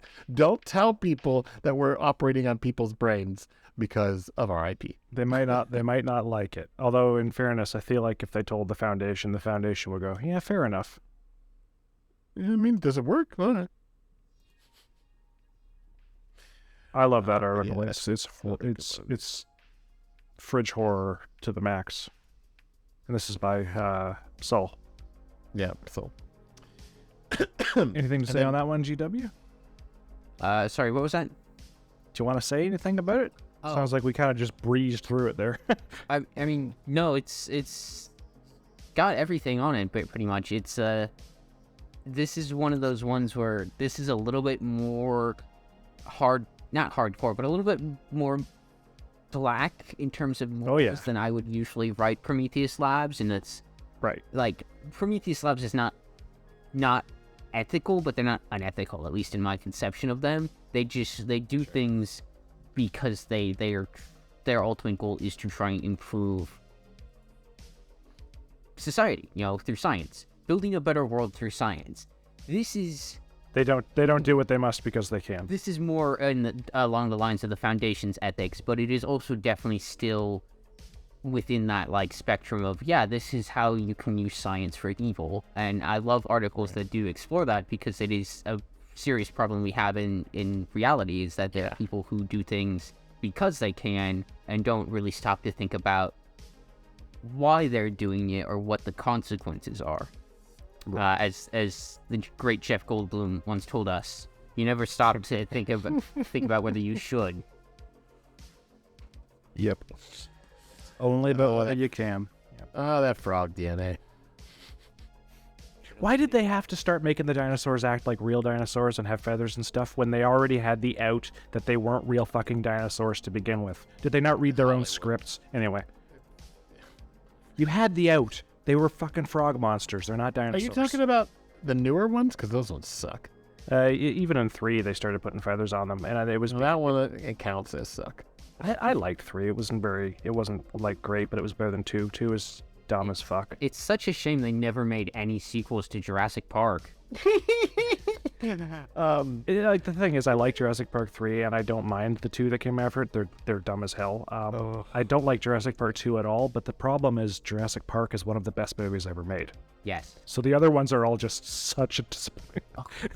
I will say the Tyrannosaurus Rex rampaging through San Diego is a fucking great scene. It's shot spectacular. Awesome. I like it a lot. The T-Rex. I don't like that movie, but I do like greatest that movie monsters. Yeah. Not least because of his sound design. The T-Rex roar is the coolest sound that's ever been recorded. I just love that they were like, let's take what they did right with Godzilla and apply it to like real like dinosaurs, because I feel like there was a lot of inspiration going on there of like, we got to get a good roar in here, we've got to make it like really memorable. Jurassic Park is like actually a perfect encapsulation of Prometheus Labs. Like that is something Prometheus Labs would try to do, although probably their motivation would be less a theme park and more like, we want to study dinosaurs more and maybe like, use this to like revive other extinct species that we kind of accidentally wiped out in the Industrial Revolution. Yeah. Do you know, my biggest problem with Jurassic Park is the theme park angle. It's such a great angle though, because if they're like, that's the kind of thing that Elon Musk or like Jeff Bezos would be like, I want to play with dinosaurs. Like, yeah, no, that's... Yeah, I do think so, but like, I think that it would never get off the ground.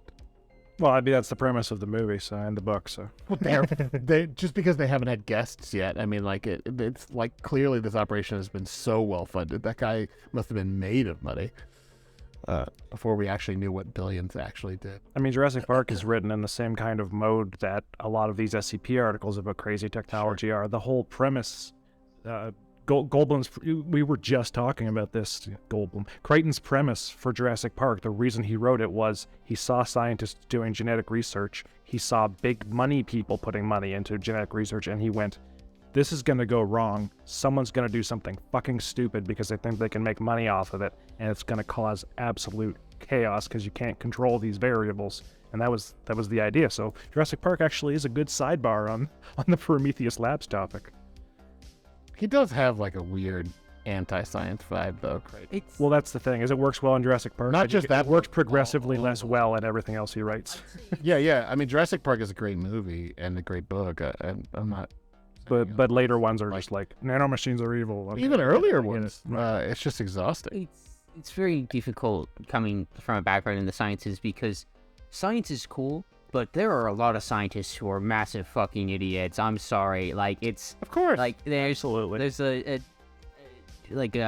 Neil Stephenson in 70s, he refers to it as a mystics. There is a lack of forethought in what technologies we actually develop and implement. We just kind of throw everything at the wall and see what happens, and that's not good.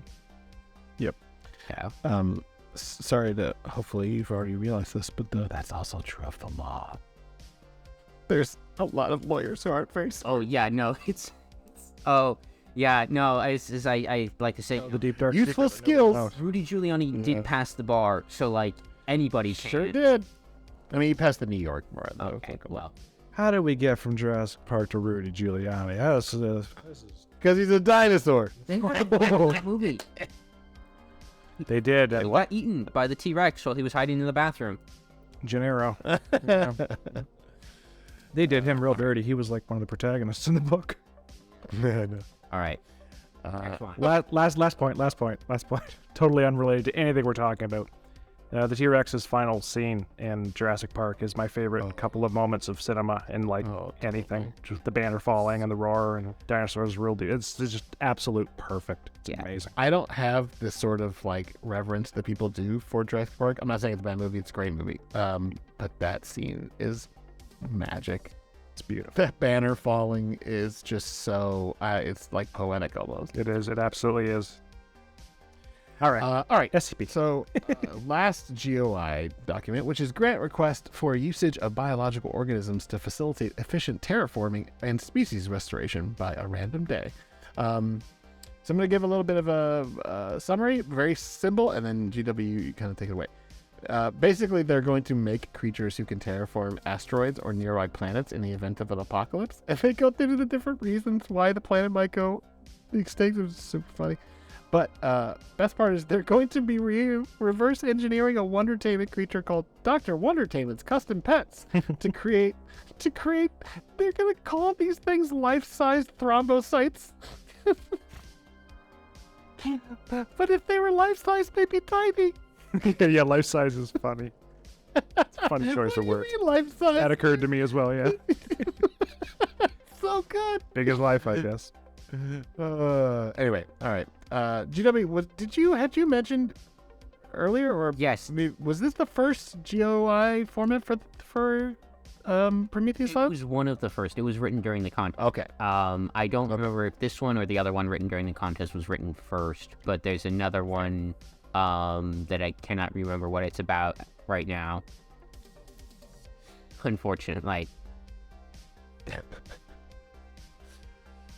Well, But I As love always, about it is the way guaranteed. that the spitballing goes on and on, because this is one person writing a digression on the concept and what they think they can do with it, and it kind of seems like somebody should have come up to them and tapped them on the shoulder and said, stop at this point, and they don't. So it's just the spitballing and conceptualizing goes absolutely crazy off the wall. I mean, there's a point in known issues which should just be like, oh, this isn't going to work. The technology that this concept is based around relies on highly theoretical work. Yep. They've got to do cold fusion substance conversion. They aren't even before sure this if it'll even work. gets started. And they aren't even sure if it'll work. And also at the end, you can almost imagine this is a stream of consciousness where the writer ends up and goes, also, I guess one of the known issues of this is that it could accidentally de-terraform the Earth and kill everyone. Feels like that's the point at which you go, maybe I'm not going to hand in this grant request. Let me just put this in the, this is a fun experiment. A thought experiment, I mean. I still just love life-size thrombocytes. So GW? Hold on 1 second. I just realized that I made a gross factual error. So this isn't the ANAs. The ANAs were a different article that ARD later wrote based off of this, but this is, I didn't know what different as well too. I can link it to you guys. Oh, you leaked us the wrong one. Yeah, if we want to cover That's that funny. one too. But so this is a delightful article because it really does illustrate like exactly what Prometheus's deal is, like down to the T, which is the 6th letter of the name. Don't worry, I was just counting there. I can count. Promet. But yeah, there's so many throwaway references to side things that they've been doing, like Project Leviathan. What's that? Who knows? We don't care. Project Golem? Don't worry about it. And, Project Cappuccino. yeah, it's this is basically a like organic Grey Goose scenario that they're outlining where they're Yes. it's delightful. Stop. Testing and redesign would take at minimum 5 weeks. They have to establish, first of all, that they can actually make cold fusion work, by the way. But whatever, 5 weeks. It would also be prudent to have Prometheus Beijing construct a multi-environmental sealed biosphere similar to Project Cappuccino biosphere, in which preliminary tests can be performed. We never find out what Project Cappuccino is. We also never really see what it means about how they have so many hazardous waste sites. They have them in numbering in the hundreds that Prometheus controls, I mean, that's including several that are in large cities like Worcestershire and St. Louis and Allahabad. yeah, that's But I always take the position that when you're dealing with large numbers like that, they're not sequentially assigned because, German tank project. Like, there's probably not actually 141 of them, but Yeah, you hope not. But still, the fact that they have enough that they're But naming There four has of to be more than 100. yeah, but this also gets at another recurring theme in the grant request, at least, is that Prometheus always, like, over promises and under delivers just a little bit, where they're like, yeah, it'll take us 5 weeks and like $50,000. Don't worry about it. And then because these are great requests, they're trying to coax upper management into funding their pet project, and they're like, yeah, it'll only take like this much money. And then once you get the money, then it's so much easier to keep getting more money, because it's like, well, we've already done this. See, like you just gotta start producing results. And also the aspect of kind of the problems are very hot pie in the sky. Like, yeah, we need to terraform Mars because like the Earth could blow up. Right. It's like, is that an immediate concern? Yeah, how are you going to make money on this? One of my favorite things that shows up in the known issues is biological programming to imbue organisms with inborn knowledge is a purely theoretical concept. Okay, so this won't work. Yeah. Okay, so what we first need to do is make sure our universe works the way Assassin's Creed's universe works, and then this will function. So wait, just in your core concept, the kernel of the idea of how this will work Doesn't work. purely theoretical. Okay, I don't even think it's that, by the way. Yeah, I think it's a supposition. this is one of those No, it's ones a that- debunked theory. This is one of those ones that is definitely the, like, you know how Google has they're like, oh yeah, we encourage employees to use like a couple hours a week to just Yes, at projects. yes. This is one of those ones where this is maybe doesn't have a lot of immediate business use cases, although there's also definitely a sort of space program-esque tendency to do things and then see what business applications fall out of them. Yeah. This is why they have, they've got their engineers and science guys, and then they have a marketing team that's completely separate and is just like, okay, this is interesting, but can we like sell toasters? We need money, guys. We gotta sell things to make money to do this stuff. So it's very, very Bell Labs-esque in some respects. Bell is a huge influence on how Prometheus is written. Bell, General Electric, the Tata Group in India, the idea of this like massive conglomerate that has enough money to just do whatever they want in-house, and so they make massive strides in technology and science that sometimes don't have immediate applications, but they're also only able to do that because they have like a stranglehold on certain aspects of the market. A lot of crazy stuff came out of Bell Labs, including the transistor, which was pure research. Right. Like, did not have immediate use applications. They had a shit ton of money coming from the government. Yeah. Which is why they were able to do Yep, that. and Prometheus has a lot of money coming in from the Right. Foundation. Yep. Like, that's the whole idea, is that Well, I am the U.S. military, they're the right? research arm of all these paranormal agencies that don't necessarily have the expertise to do stuff in-house, or for whatever reason don't want to. Like, the Foundation has a lot of ideological issues with paratech and paratech research, although, less so in Third Law and less so, I think, in the modern conception of it. But, if you could go to these guys who are experts in it, or as close as there are to experts, and be like, we need 10 prison cells that can hold a ghost, and we don't care how you do it. Like,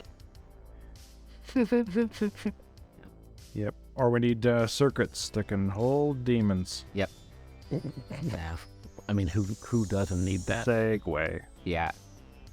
Yeah, so the next one we're going to talk about is Operation Llewellyn Dark by Taffeta. Yeah, I knew. I thought it was called that too. And I was just staring at it now and I'm like, oh shit, it isn't. I don't know how to say that. It's Llewellyn without the ending. It's Llewellyn. It's Celtic. Oh, you're right. I just noticed that now. Operation Llewellyn. It's I only know one. I only know one Welsh word. it's It's Welsh. Llewellyn. Yeah, it's. I unfortunately can't speak Welsh.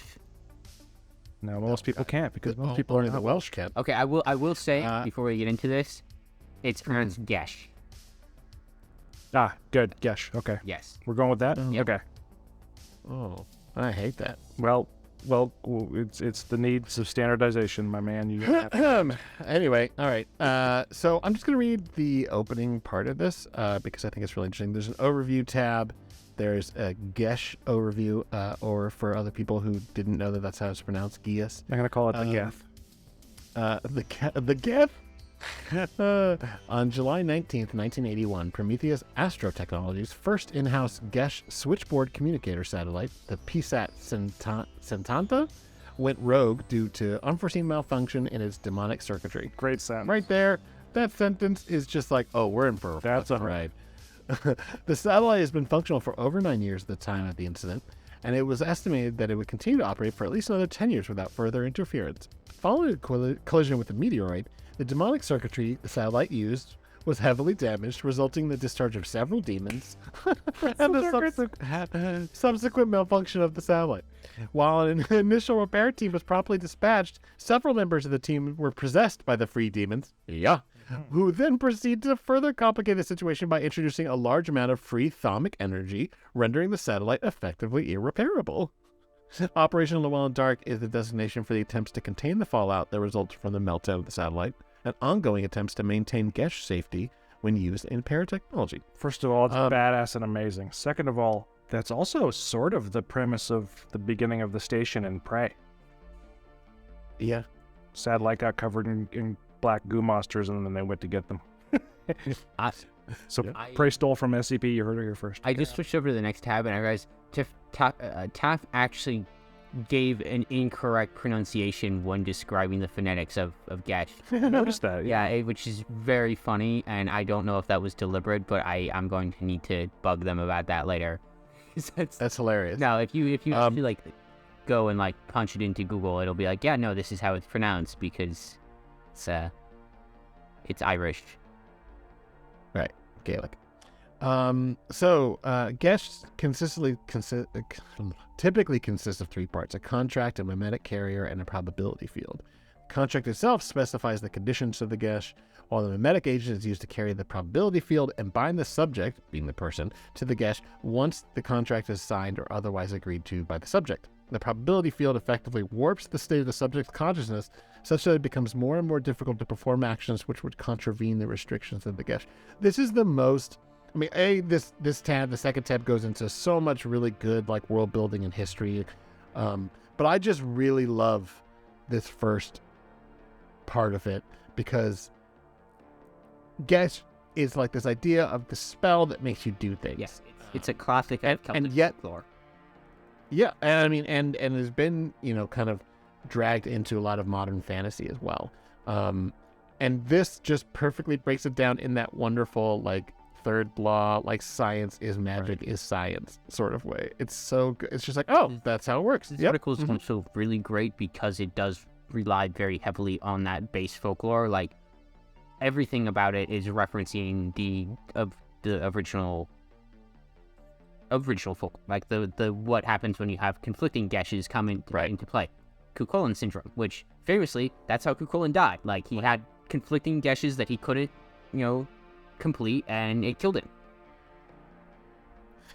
I love how, like, this is all based in, like you were saying, folklore and, like, old world, like, Irish, like, folk tales, etc. And, like, you get deep into this history of and all of the different, and then you're like, oh, right, this is about a satellite that's possessed by demons. There's the real world mythology stuff. There's also some background information on the famous Berryman Langford kill agents as well, which is very well done.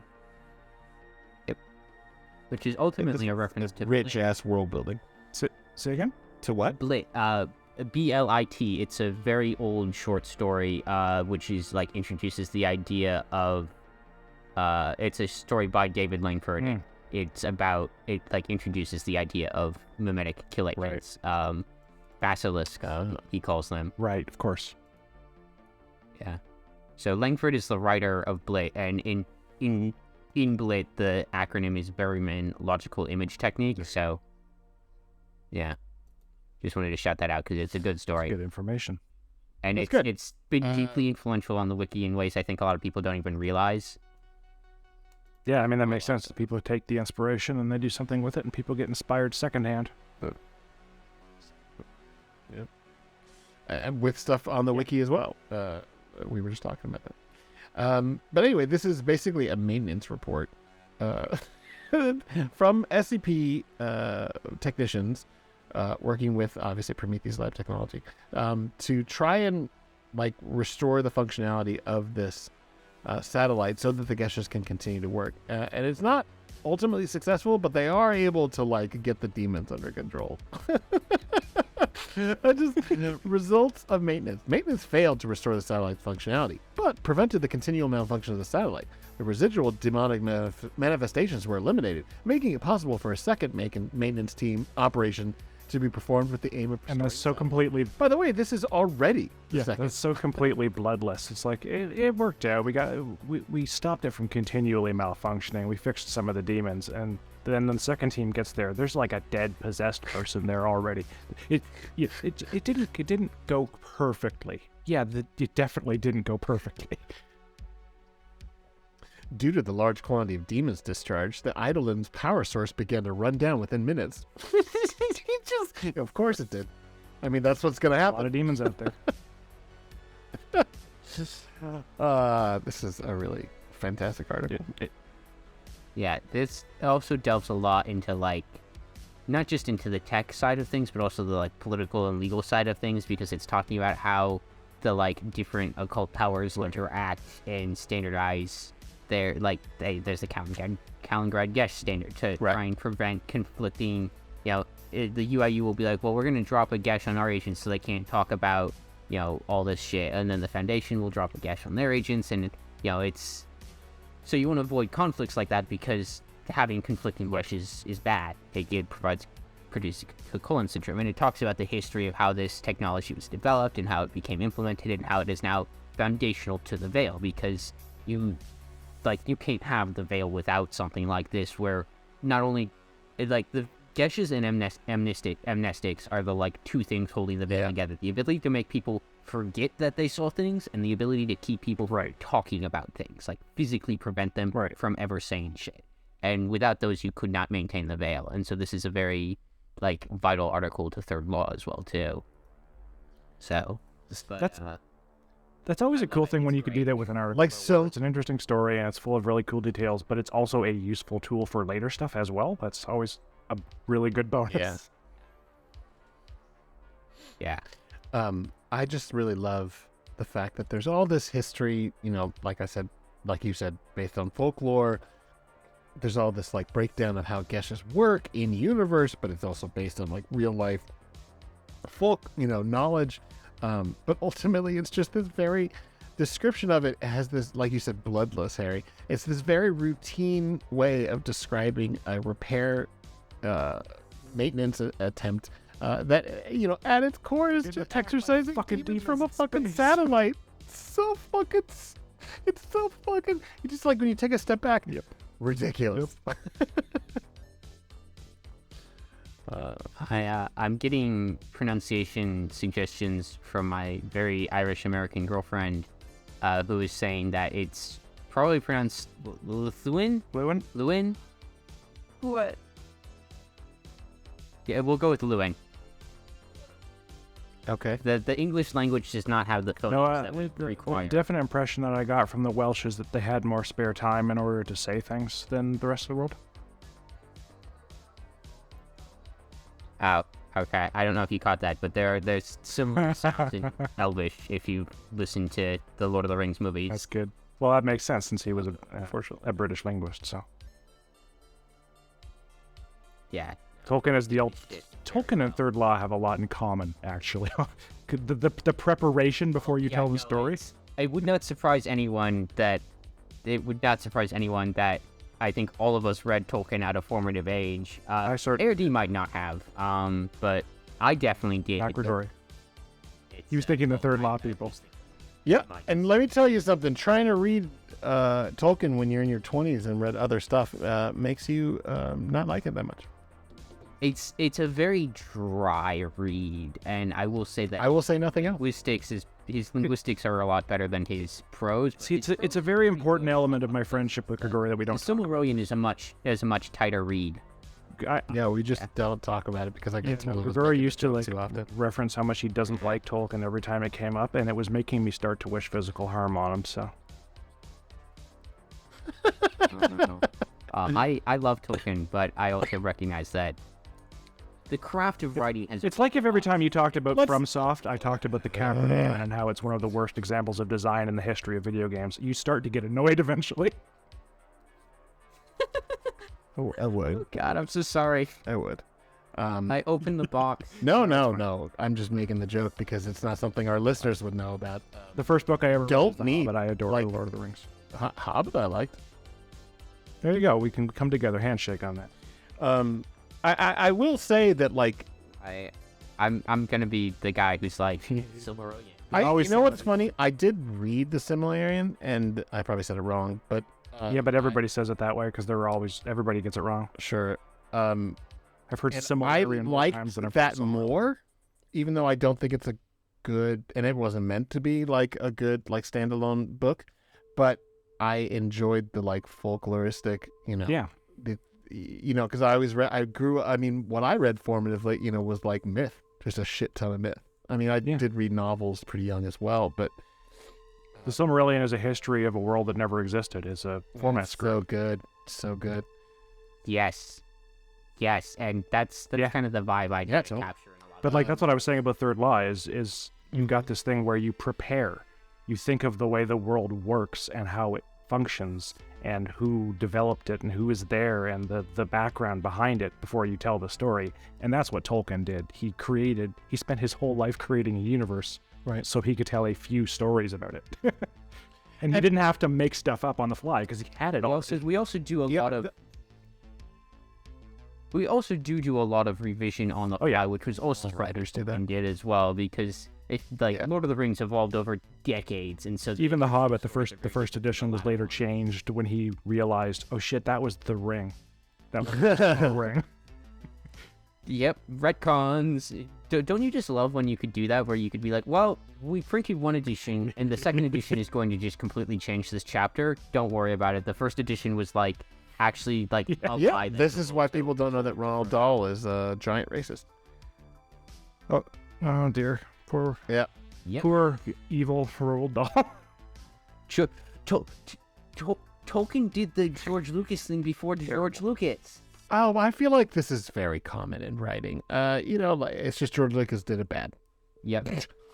I will say, before we jump off this topic, because we're talking about Lord of the Rings, and that's We're all over the place. arguably a stereotype. Modern fantasy wouldn't exist without it. I mean, it would in some other form maybe, but That almost wasn't as popular. But I not even just because I actually don't like high fantasy typically. I was excited as fuck when FromSoft did something else. But we wouldn't have stuff like Game of Thrones, which that maybe that's a good or a bad thing. But the point is, it's clearly super important. You wouldn't even have basically Dungeons and Dragons, like the forms that we have for elves and dwarves and the existence of orcs is Tolkien. Yeah. And more importantly, we wouldn't have Warhammer 40k, which is much better. That's right. Yeah. Hey. I mean, imagine if Shakespeare had never lived. Right, Exactly. totally. Maybe those influences would just look differently, but we'll never know. Like, let's face it, it's really important. I mean, As long as they wouldn't be. wished. Sorry, go on. Would all of our fantasy be based off of Wizard of Oz? I was going to say, oh god, I mean, it's the same way. what if it was all C.S. Lewis? Blah. Oof, yeah. I mean, Wizard of Oz is actually pretty cool, honestly. It's the same way that people completely misunderstand and don't realize how important Dune is to modern space opera. No, I've made this also everyone, not everyone, but so many people don't understand because they were like, I don't know, the books get weird later. I just like the one where Paul is a hero. You're an idiot. Sorry, it's true. He's not a hero. He's a monster. Yes, no, it's this is my uncle's a much bigger fan of Dune than I am. Although I do appreciate Dune, and he talks about this a lot about the Literally, I have multiple times my girlfriend has laughed at me because I've suggested we watch that movie again. I've watched the new one. Okay, the new I've watched the old one a lot, but it's not a good. No, it's not. It's a terrible film. It's not. Forget about good adaptation. It's not even a good movie. Interesting. David Lynch has made so much more interesting stuff. It's just that somehow, some way, somebody gave that dude enough money to make a crazy space opera before he had made anything else, which is amazing. Lucas wanted him to direct Return of the Jedi, and he passed on that, and so he was like, well, now I got to direct Dune, and I want to see. I don't want to live in that universe, but I want to see the Lynch version of Return of the Jedi. I want that so much. I want the Lynch version of basically everything. I saw that movie when I was really young, the David Lynch version, and when I finally got around to reading it, because I was like, oh, I want to read it right now. My mom was like, you're not gonna understand it. Like, wait a little bit. And I actually listened to her, and I didn't read it until I was in my teenage years. And even then, I feel like I didn't understand it as much as I've read it since becoming an adult. But I was really disappointed that they didn't have any of the sound cannons, because he made up the whole basis of the fucking weirding way. And the David Lynch one is just fucking bullshit that he made up because he was like, they don't have, like, cool weapons. They got, like, knives and shit. What's the point of that? Like, the fucking Benny Gesserit. They don't have cool weapons. It's just knives and shit. Knives are cool. While he's chain smoking. This is something that modern like audiences do not appreciate, is the like intense homoeroticism of a knife fight. Like that. So well, it's also well, I mean, you're right, but also I think it's why, you know, we can't get the fuck away from Jedi in Star Wars, because people are always going to respond more to like a sword fight than a bunch of people shooting at each other. So here's something: Star Wars would not exist without Dune. Like Dune is absolutely. Dune is to science fiction as Lord of the Rings is to fantasy. Like they are the twin like foundations of modern Anglophone like nerd culture. Oh, I love Dune. Okay, we won't keep going on this. Okay, all right. So we got one left before we briefly talk about a couple others. Okay, Oricha's Folly. Which is by Ip, which we haven't talked about Ip one in a few episodes actually. Before we were talking about one like once or twice an episode. This is good. This is really good. So it kind of comes from a lot of different angles. We've got a chat log of like Max Wellis. We've got a Prometheus Labs grant proposal. We have like a recorded conversation. There's kind of a weird, almost a Twine game. It's not a Twine game. But yeah, it's very interactive, this article. Yeah. But basically what this is the Prometheus Labs has found a source of orichalcum, the mythical metal, and they break it down, and the reason that they want to use it is because it actually has this very ability to block psionics. Yes, he's making it, and if he's combining it with, yes.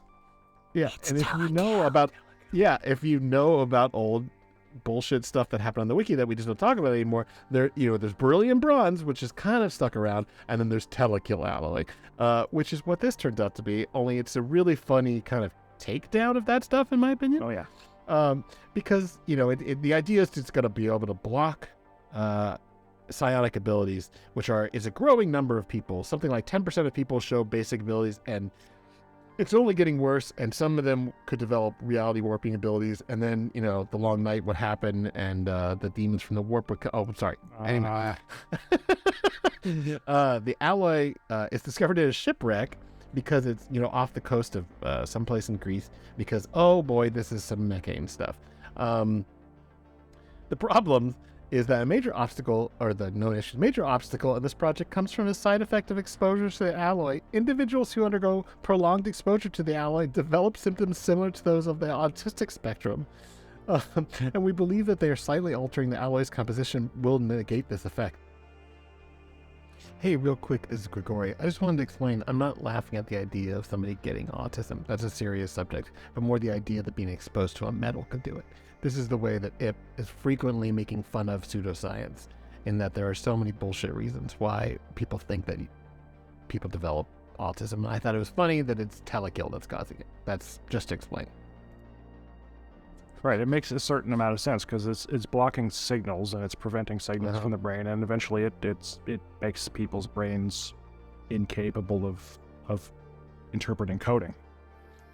My favorite part of the known issues is kind of just slipped in at the end, is if a device is kept within the near vicinity of this metal for more than 37 hours, it permanently loses the ability to send or receive signals. Right. This would totally fuck up almost all technology. Yeah, drop this into Silicon Valley and see what happens. Oh, I wish. Just in case Twitter headquarters in it.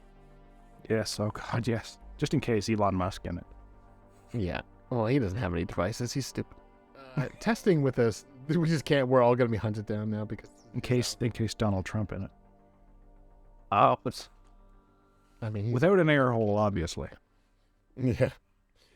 Testing with Scion leads to a horrible lab accident because the alloy doesn't end up blocking the abilities. It just grows in response to them, and it grows so rapidly it crushes the poor bastard's legs. Yes. And then the Maxwells get really mad because, they do that, at least in the way that Ed writes them. They kind of have a bit more of a zealotry type of angle than they kind of look like later. And they force the researcher to reveal the existence to the foundation of Prometheus Labs, where they're holding the telekill. So this is basically how the Foundation old school got telekill. And then launch an attack on the compound and basically kill everyone. Yes, the title of the last tab is an absolutely fantastic title. Conversation overheard immediately prior to an explosion. That's very good. It's a really, really good tale. Great mixed media sort of thing as well. Interactive. It's pretty short. Ip's always really good with the Broken God stuff. Yeah. Doesn't get as much credit as it deserves for that stuff. Yeah, a lot of formative stuff came from him. Borrow stuff. Yeah.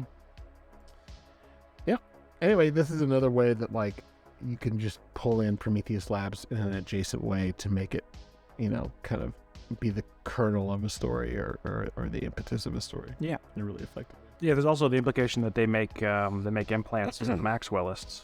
So that's a cool bit of building. Yeah, this is obviously not canon within Third Law, but it's a great bit and I love it, and it's part of the Third Law has tried to rehabilitate telekill to some extent because it is very useful. Yeah.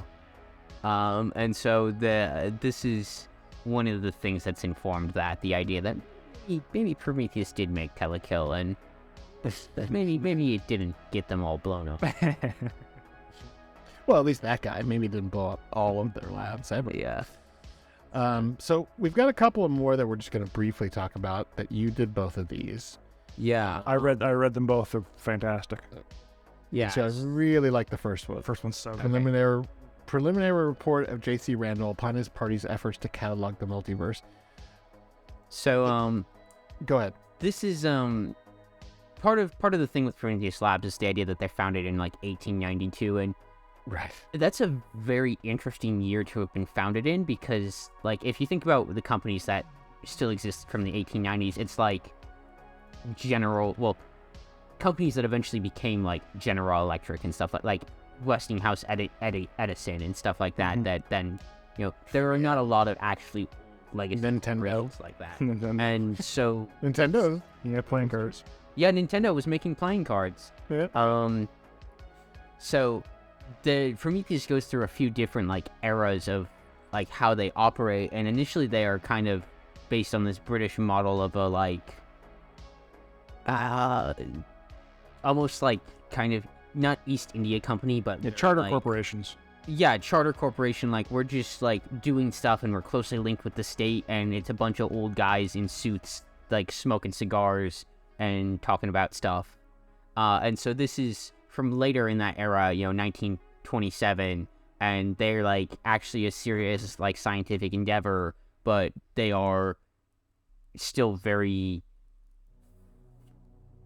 archaic about certain things. It's very overly formal, very English, very so they send this guy off to do a Lewis and Clark does the multiverse, and he's writing back missives about it, and they're just doing pure research. They're just going to explore because they can, and of course he gets lost, vanishes, and so then this is kind of a retrospective. The article is we've gone back and annotated this guy's report and try to figure out what happened to him.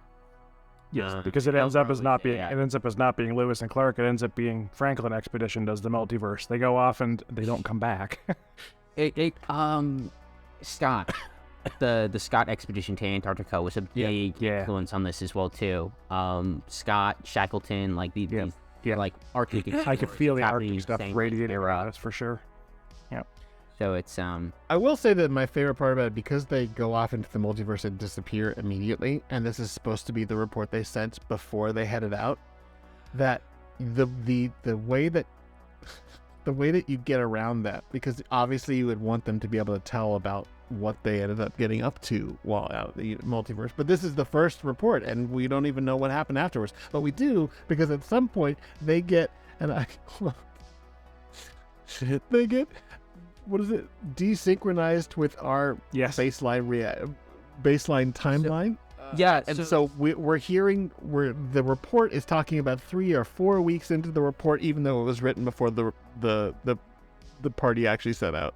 So it's not quite. So this is a preliminary report. So the idea was that like they send this off while they're still out in the field. It's like apportated back to headquarters, but they are desynced from reality. So like they don't immediately like we're gonna check in like a couple weeks, but like a couple weeks for them is very different than what it is for baseline. So nobody realizes that they're missing for a while, and then it's like, oh, huh. So they this is like their initial report, and there's supposed to be a larger like survey catalog of here's everything that we've surveyed so far, and also all of the stuff we surveyed on the way back. And here's just a like quick snippet to like let you all know that we're okay, and that there's more coming. Very much a like kind of like when you land in Antarctica, you send like a telegram back to back, and then you venture off into the interior and you freeze to death because you didn't bring enough food because you were a dummy. Because you're British. Yep. So they go missing, and then so the British Occult Service sends a guy in to try and figure out like what happened, and they're like, well, either the Nazis killed them or they just like vanished into the ether. So who knows? Yeah, because I have a note here that what would a multiversal adventure be like without Nazi occultists? Exactly. Because of course they run into the Thule Society. Of course. Yep. 1920s. It's Cordvice. Yeah. Yep. Yeah. Cordvice is a very, very, very bad man who reoccurs in a couple places in Third Law. Yep. And also, weirdly enough, there was a real Thule Society at this time. Oh yeah, no, the Thule Society is a real actual thing. They were a lot of Nazis were involved with it, although eventually they were like purged by the Nazi regime because they were a little bit too weird. So, which is always a fun place to be. You're a little bit too weird for the Nazis. It's like that's a bad sign. Bridge too far. But yeah, so that's capturing more of the like early like paranormal renaissance era of PL, with the idea of like we're just doing these research expeditions. This is still a new science. We're trying to figure out how stuff works. It's very much kind of seat of our pants, stuffy old academics, very Dr. Livingstone, I presume, esque. Arthur Conan Doyle, The Lost World sort of thing as well. Yeah, it's a good piece. Or Gulliver's Travels. Or Gulliver's Travels. Yeah, this is at the very tail end of this era, because right after this, you get into... Or the real-life story of Marco Polo. You get the Seventh Occult War. So you go from, fun, hunky-dory, we're having fun science adventures to, oh, we're having a science war. Right. Like, it's... Right. Yeah. I also really appreciate the fact that this doctor, this researcher, this explorer's name is J.C. Randall, because that immediately brings to mind the guy that Lovecraft wrote a lot about. I forget his name. It's very pulp, like 1930s pulp. Oh, yeah. The Dr. Brass. Yes. Doc Savage, that kind of thing. Yes, exactly. Right. Yeah. So but it's really fun. Go ahead. Oh, no, go ahead. Oh, I was just going to say it's really fun. The way that like Lord Blackwell Adventures or like the 093 explorations are, it's got that very pulpy sort of feel to it. I was just gonna say it's a good read. Mm-hmm. Yeah. So then the flip side of that is then what happens once your science is more established and like industrialized and you're like punch clock, like check in at 9, do some mad science, check out at 5, and that's the Necromancer, which is a very short vignette about the day in the life of an intern necromancer for Prometheus Labs. And this is in the classical sense of necromancy, not raising the dead, but divination, like talking to ghosts to divine information about the future.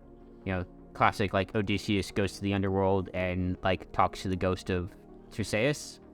And of course, if you could do that, you would summon John Maynard Keyes to get stock prediction. Right. Yes. Like this is their whole. They have like an internal necromancy unit that they just use to be like, we need you to call up like different ghosts and get information about the past or the future. So it's like So they've got it down to like they've got their summoning ring embedded in the concrete. They've got a fridge full of blood and milk, and they're like, yep, okay. And now we mix up a precise amount of the ingredients, and we summon the ghost. And Keynes is very bitter about this because he's like, in the old days they used to have respect for the dead, and you're giving me cheap wine and pasteurized milk, and it's like, yeah, but it still works. Give us our freaking stock advice. Come on. Or look, if you don't want to do it, I'll just ask someone else. I'm sure Adam Smith would be more than amicable. Kynes looked mortified, which was impressive for someone who was already dead. You wouldn't dare. Yeah, very. I love the idea that the ghost of John Maynard Keynes is really, really dislikes Adam Smith. Well, pretty much everybody really dislikes Adam Smith. And even if you did summon him, I don't think he'd even show up. He'd just, invisibly. Yeah. He'd be like, let me tell you about the invisible hand. Yes. It's very, very rapid paced, and it's very, here's the, practical science of necromancy, which is a very fun thing to discuss. And it, so this is from their height in the 70s and 80s, when they are firing on all cylinders, they're engaging in rampant securities fraud, It's interesting, there's an S&C Plastics article, it's about the same length as this, about Ip's thaumaturge main character, Catherine Sinclair, at the first article I think she's in, where she's doing almost exactly like this. She's got her apprentice, and they're going through the practical means of generating magic, and she's going to do a fire spell or whatever, and they're both of a piece in that sense of slice of life of industrialized magic. It's a good genre that I think there could be more of. S&C Plastic is a great canon, and Sinclair does show up a couple times in Third Law in some crossover stuff. That's cool. She's great. Yeah, she's awesome. Loves Sinclair. She's awesome. Yeah, so those are just two very short tales at the end there that we didn't really need to cover as extensively as we did. And that one's by you. That one was by you, Greenwolf. Yes, those last two. Both of those were. They're both excellent. Yeah. Especially I did want to mention the grant request that I meant to send you guys, but actually sent you the wrong one, and we can cover that really shortly if we have time. Oh, sure, very quick. Rush through it. Why not? Yeah, so the grant request for genetically engineering low-cost organic automatons with sophisticated artificial intelligence for labor, which is very much like that the second one we covered, the SCP. I cannot remember the number. Oh yeah, that one's 1610. Which is we need humans are useful for labor because everything's built for humans. But also, machines are difficult to build, and we can't build robots. So what if we just, make humanoids that aren't humans? Pinky swear, they're not humans. And we genetically engineer them to, be, dumb and servile, and we can, make them, change their color so they look like bees and stuff like that, Yeah, what could be wrong? So this is their solution is, well, we can't build robots, and slavery is wrong, so we'll build human robots. Oh, and there's no robotics. Got it. Yeah, so, and this is the third solution to D-classes. Well, they just use clones. Right. Yeah. This was by a random day, so but there's a few, it does hit a lot of the similar notes to that skip from earlier, but it has a different approach to it. It's more oh no, this is fine. Don't worry about the ethics. Right. The ethics are bad. Don't worry about it. Yeah. They can't survive without the consumption of Prometheus Labs, in all caps, all natural, enhanced liquid food supplements. TM. Learn from Jurassic Park. We're not, although they tried that in Jurassic Park too with the potassium deficiency or whatever it was. Lysine. Lysine, yeah, sorry, lysine. Life finds a way. Yeah. Life finds a way. Yes, sorry. Life is okay. All right, so we only got the one email, but it was from Cassandra Prime. Popular. I know, but Harry, why don't you read this email? Okay. Hi, medium-time listener, first-time caller. This is an email, excuse me? Yes. Heard y'all are talking about Prometheus Labs, from 3 Law to 120 Archives to the Shark Punching Center, as well as some humorous takes. There's a lot of articles about the GOI to love about these mad scientists. I'm sure you've mentioned these already. Hilarity ensues. Nope. But just in case, some of my favorite takes on Prometheus are: grant request for the creation of a cure for the iron allergy native to the Homo sapiens senior species. I never know how to say that Fae. word. It means fae. Yeah, I've looked it up. It's spelled like city, and I don't actually know how you say it. I think it's like she or something like that. Ask your girlfriend. Ask your girlfriend. Yeah. SCP-3241, the SS Sommerfeld, as well as, even though it's technically a spin-off, SCP-2308, Futures Trading. I also like what little of the spin-off Oneroi Incorporated we see in Loud, Lawless, and Lost. Speed Demon. Ards everywhere up in this bitch, eh? Prom Labs spin-offs in general are pretty neat. There's also, of course, Debut Fool's 001, which everyone should go and read. That's right, Ulysses S. Fool's Proposal, last ride of the day. No question, because y'all are probably already running overtime. She didn't even know GW was with us. That's funny. How you doing? How you're doing well. Hope you're doing well. Cassandra Prime. So, Thanks, guys. that was something we didn't talk about as much, was this Prometheus spin-offs, but that was part of the, like, problem that I had with Prometheus Labs, was that it was a defunct GOI. It's like, well, they died in 1998, and that's it, nothing else. And it's like, well, that sucks, because then you can't do, like, 1998 is getting increasingly distant by the year. I am acutely aware of this fact. So it's, That's something we could actually do someday. We could do a thing on, like, splinter GOIs, because there is a lot of that where people are trying to write about a GOI, but they don't quite fit, or the time doesn't work, so they make alternate versions. Maybe. Girlfriend is saying that it is pronounced she. I was right. He's right. Yeah, yeah, it's like Banshee. Nice. Right. Yeah. That's exactly right. Yay. All right. Well, thank you for coming on again. Yes. Always a pleasure. Yeah. And Yes, thank you for having me. we're getting to the end of GOIs that I give a shit about. There are other ones we haven't covered. This one turned out really well. I really like these articles. Oh yeah, when you suggested it, because I kind of threw some at you, and you were like, "Well, let's do Prometheus Labs," and he's like, "Oh, we got plenty of stuff that's there. There's lots of good stuff in there." So, Could always go back and recover old ground. we could, but I think it'd be more fun to switch into canons for 2023. I think we're getting to that point. Cover absolutely everything, and then get to the factory, and then pointedly move on. Skip. I do hope you're ready for the Third Law episode. This is because there's no way we fit all of this into 3 hours. Oh well, yeah. There's no way we can do all The series. And almost any canons, almost no canons worth their salt can be done in one episode. So we'll just plan on doing more than one episode for each canon, I think.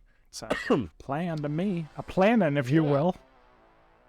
And even if you won't, especially if you won't. So the Twitter for the show, if you want to pay attention to what shows, what we're planning on doing, and maybe send in some emails, the Twitter is @simcreates, which is SIMCREAT, and mine is @Grigori Karpin. And mine is @HarryBlank, SCP. And mine is @MTBADE. Empty bed. T-Bade. Although, given that Twitter may not even be... Given that next year we have Twitter, I'm also on co-host under the same handle, so... Don't post there right now, but, Yeah, I'm on everything at Grigori Karpin, so... I am everywhere. I don't know things. That's right. And our email, which is not going anywhere, is simplycreativepeople@gmail.com. So feel free to reach out. And, honestly, it's really awesome if people want to write emails about our specific subject. So we would totally take emails about just, anything fandom related or SCP related. Go nuts. Yeah, you want to hear weird people say your words out loud? Send us an email. Exactly. You want to hear it delivered in the sultry tones of a radio host? You can get Grigori to read it. And you want to hear it delivered just in a bizarrely overdramatic monologue? I'll do it.